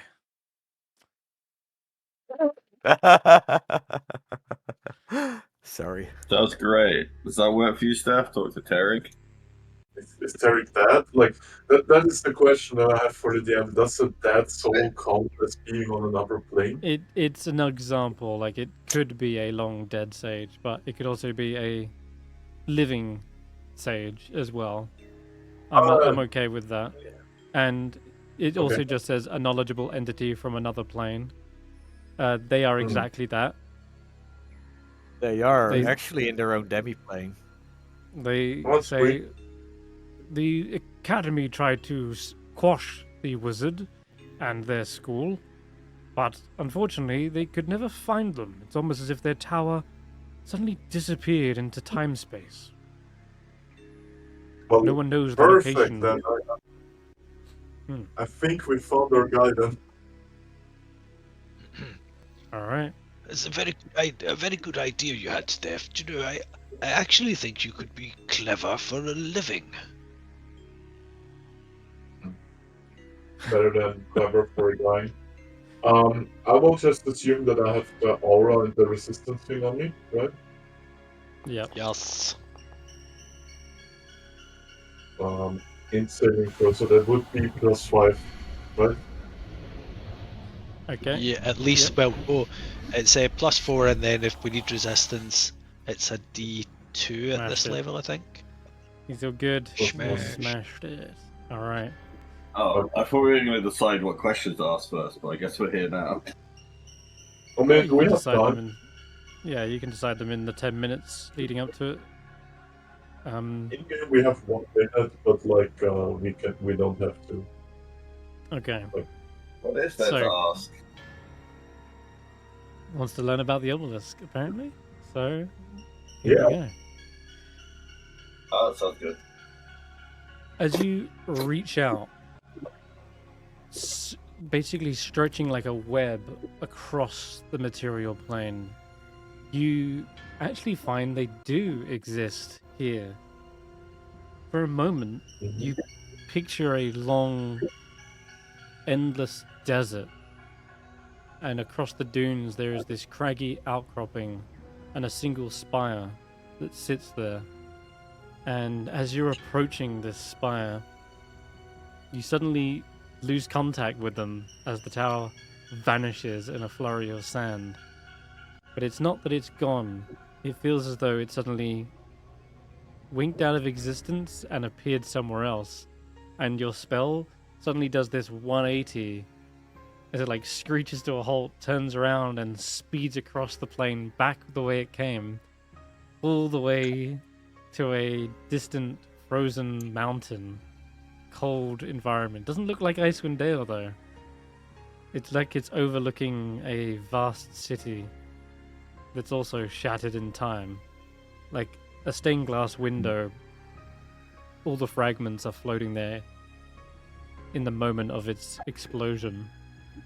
And it then, as your spell is approaching that, it also winks out of existence. And the contact other plane spells, it will not stop until it latches on. But you realize they are both in the material plane and not in the material plane at the same time. And your Okay. spell has to do hurdles, as it doesn't search through location, it has to search through time. And that part is what could have driven you insane, as you realize, wait, there's not just dimensions, but also alternate timelines, and that part is mind-boggling. But you you hold your psyche together as it branches off, trying to find every possible iteration of the tower that ever existed in every location. But you find you can latch onto one in particular, and as you're approaching, there's also this horrid grinding sound. And it's enough to drive one insane, as it feels like your mind is being milled. And there is Yep, referencing the magic card specifically. Which Though, magic card was it called? Mill of Berry? the Mind, I think. Uh, Or is it the artifact? Anyway, regardless, it is this grinding sound that you latch onto and follow. It is when you arrive at your destination, you realize the grinding is coming from the tower. It is a ever shifting structure. Imagine like a stack of dice all stacked on one another, like a cube, a polyhedral, a pyramid, and they all kind of interlocking, overlapping, tessellating, and then shifting. And it is mind boggling again, but basically breach the doors on this contact other plane spell and finally make a connection with an entity known as Terig. You hear them in your mind.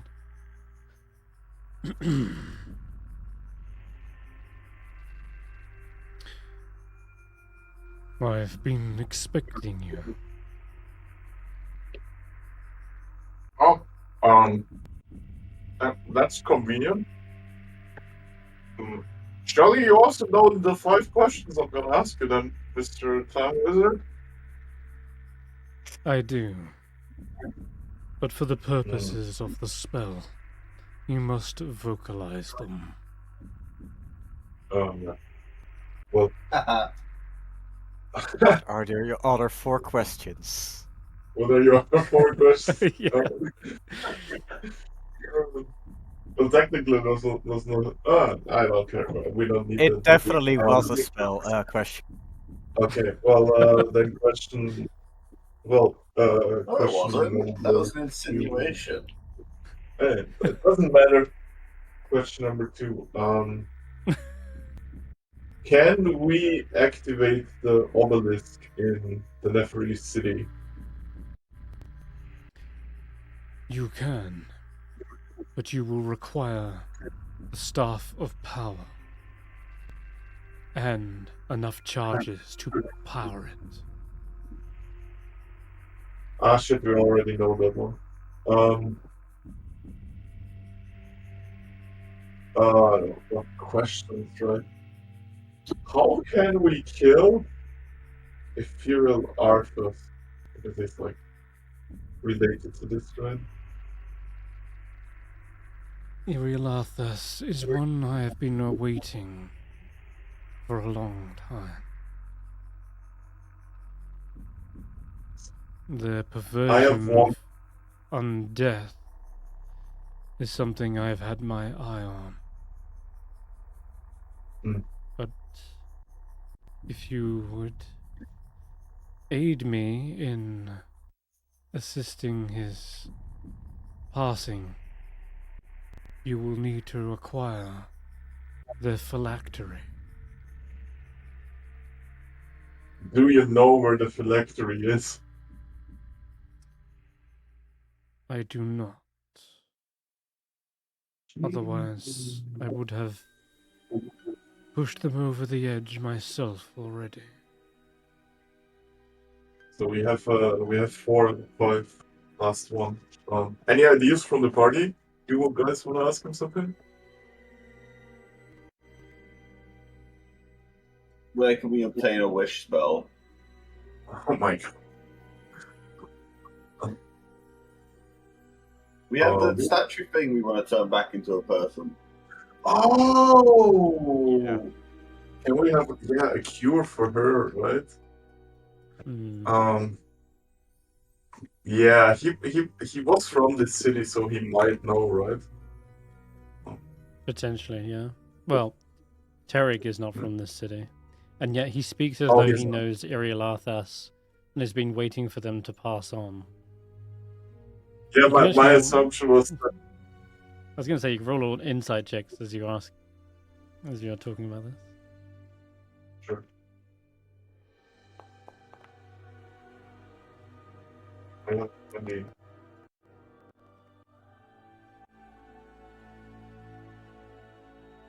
mean, I would have assumed that he was the one who taught Ethereal Arthas chronomancy. Not necessarily. The insight check you got 24. The way he talks about Uriel Arthas as a perversion of life and death, as though he's been waiting for them to pass on. It's almost as if Terig is some sort of avatar of death themselves. Oh! Fuck, now I remember. Of course, I played Baldur's Gate 3. Shit, it's that guy. No. Well, Is it Terig is not? not See? in. Terig is of my own creation. Oh, I see. I thought he had something to do with what's his face. You're not just Oh, talking with a God. chronomancy wizard. Yeah, okay. You're talking with the very manifestation of death in my world, in my homebrew. Death is Okay. time. I see. And yeah, that's a big secret that not many people know about in my world. But he basically represents that final crossing. He's like Sharon, just crossing people over into the afterlife. Because he's a chronomancer, he can be anywhere at any time, and that means at the time of your death. Okay. I Well, see. Hence why he says you can aid him in ending them. You will need to find their phylactery. Let's see. So you're actually Um, helping Terig if you end Uriel Arthas' life. I Doing got, him a favor. I think I got that part. Well, what is the last question we want to ask? Something about a way to bring back a high transmuter, possibly with a wish. Did you wish to ask that? Yeah. Yeah, I think that's a good Yeah. one. I think of this one. So do it. Okay. Okay. Can he tell us where to find a way? Because we know it needs to be a wish spell, right? I want to know if it can't be found in the city by us, right? Hmm.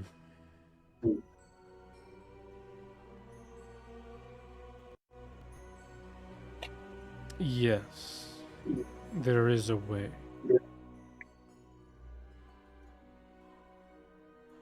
I refer to my earlier answer. The obelisk.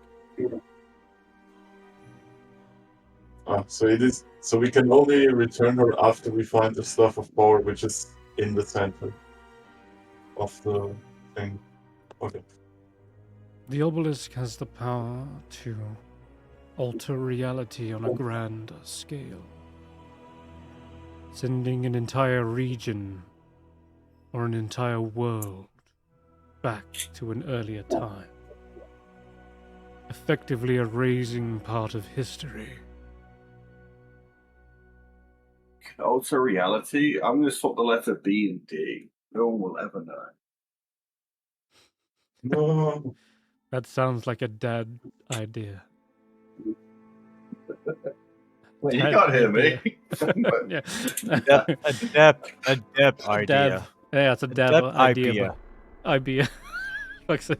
Idea. That sounds like something my character Wait, does he can't in hear me, Pokemon. can he? I thought he No, could I'm hear just- Stef.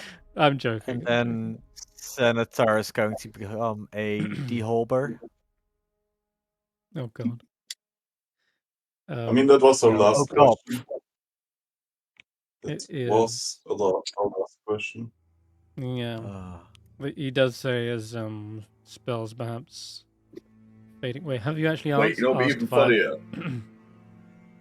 Make sure only one person knows you swap the letters and no one else knows. Everyone else thinks it's normal. We will see. Well, if you would be so gracious, I have like one not plotted question, and that's about our necromancer friend here, Gallywix, or I'm so Calavix. bad with remembering. Gallywix, okay. Calavix. Gallywix. Cadavix, I guess. Hmm. Nico yeah. Codex? Since he's like the god of death and shit, right? Is Cadavix with him? No. God that of was, death that and guy shit, was that's so basically disrespectful. that That's guy a was question. basically the most powerful. Yeah, that's all right. Before he answers Can I that, though, he have does your say. voice? Okay. Actually, he'll just answer. Yeah. Cadavix has passed on to their final destination, along with their beloved. They are at peace. Yeah, take good care of them. He seemed to like all the death stuff. I did not expect their souls to reach Mount Celestia, and yet it seems as though there are some good wizards out there still. Mount Celestia is what? Is it like heaven? A place Yes and no. perhaps Roland might be able to tell you about. Okay. Yes, I even remember seeing there was a little throne about the size of Snorp, I think. Is that the place Can we're I talking hold about? out stab? And see if Roland stops. Stab does try to stab anything and anyone it gets near. So yeah, it's probably enough to like poke you and interrupt your rambling. Explain later, Roland. As for the obelisks, there are secrets behind those that not even I know. Nothing traveling back in time could reveal. They seem to be magically shrouded from my gaze. But I do know that the Netherese wizards did not invent them. And with that, you feel the connection fading.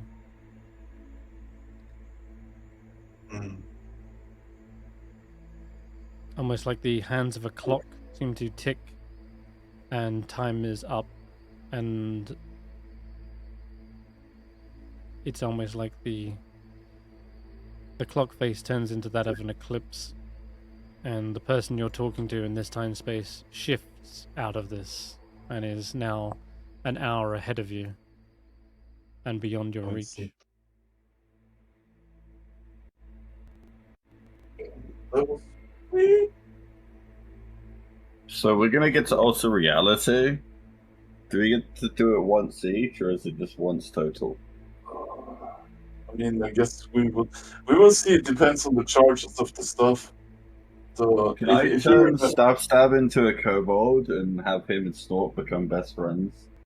And Snort can show him how to be better. maybe, but it has to do if you remember during my like out of game, right? It's about the trial that I had in the tower. I think that's the staff of power that this is about, and I think it had like 20 charges or something, and if you consume most of them, the obelisk can do stuff, right?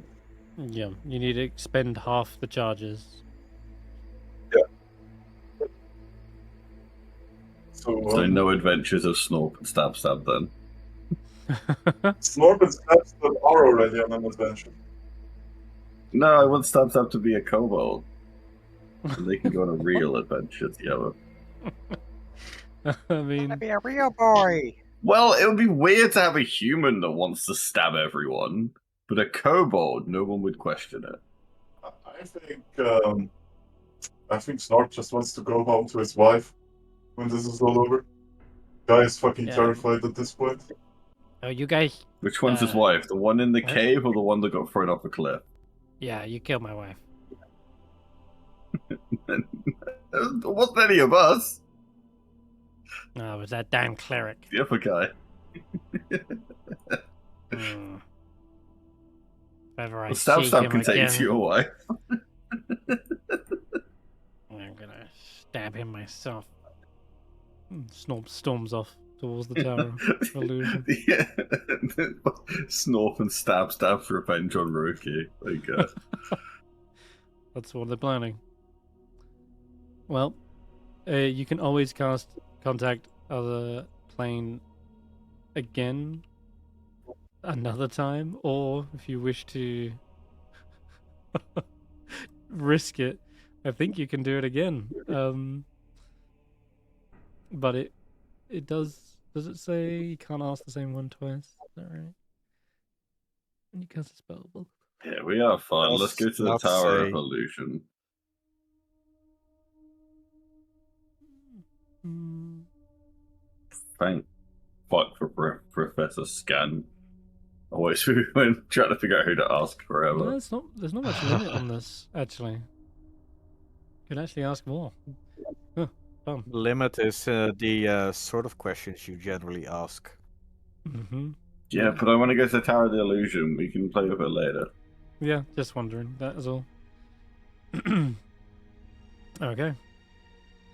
So yes, now you know the obelisk is its true nature, what it's for, how to activate it, and it's potentially the only way to save Metaltra, and I guess in a way Avira and Catavix, since they would all be restored back. But They wouldn't be restored, they would be not harmed. yeah, it would be as if they never crashed and they were still in the tower together. Still. Alright. Just gonna do a quick random encounter. See if you get anything. You know what? Sharka, roll me a D100. Or roll. Or roll. Or roll. Oh boy. That's 188. That's up there though. Okay. Alright. Let's see what it is. Irregular So again. Mm-hmm. as all that chat was happening, Roland would be casting a spell of his own to summon his mount, but we'll we'll maybe come back to that next week. It depends if we're going to play on a bit longer or not. I think I might actually dip out at this point. Sorry that that took so long. But No, that was good, mate. That was good. my wife and me are both a little bit sick, and Mm-hmm. That's not a problem. If you wish to do that, we can end it here. On your way to the Tower of Illusion. Now, I can be ready and set up for next session. Cool. Is everyone Oh. okay with that as well? yeah, we got Sure. our level ups done and shit. We have more info. I'm satisfied. All right, sweet. In that case, then 6 down, 2 more to go, and then the spire of Irialathas will be in sight. That is where we'll end tonight's session. Take care and see you all next week. Bye bye for now. Bye. Bye-bye. And tune in on Friday as well for actually meeting Terrig. We will be going to the Temporal Tower, a chronomancy wizard adventure with some fun to be had there. And then on Sunday for the other Icewindale group, the Icewind Trekkers, and finally Monday for the Jumping Junipers, Wild Beyond the Witchlight, and Tuesday for Curse of Strahd, the Mistaken. Bye bye.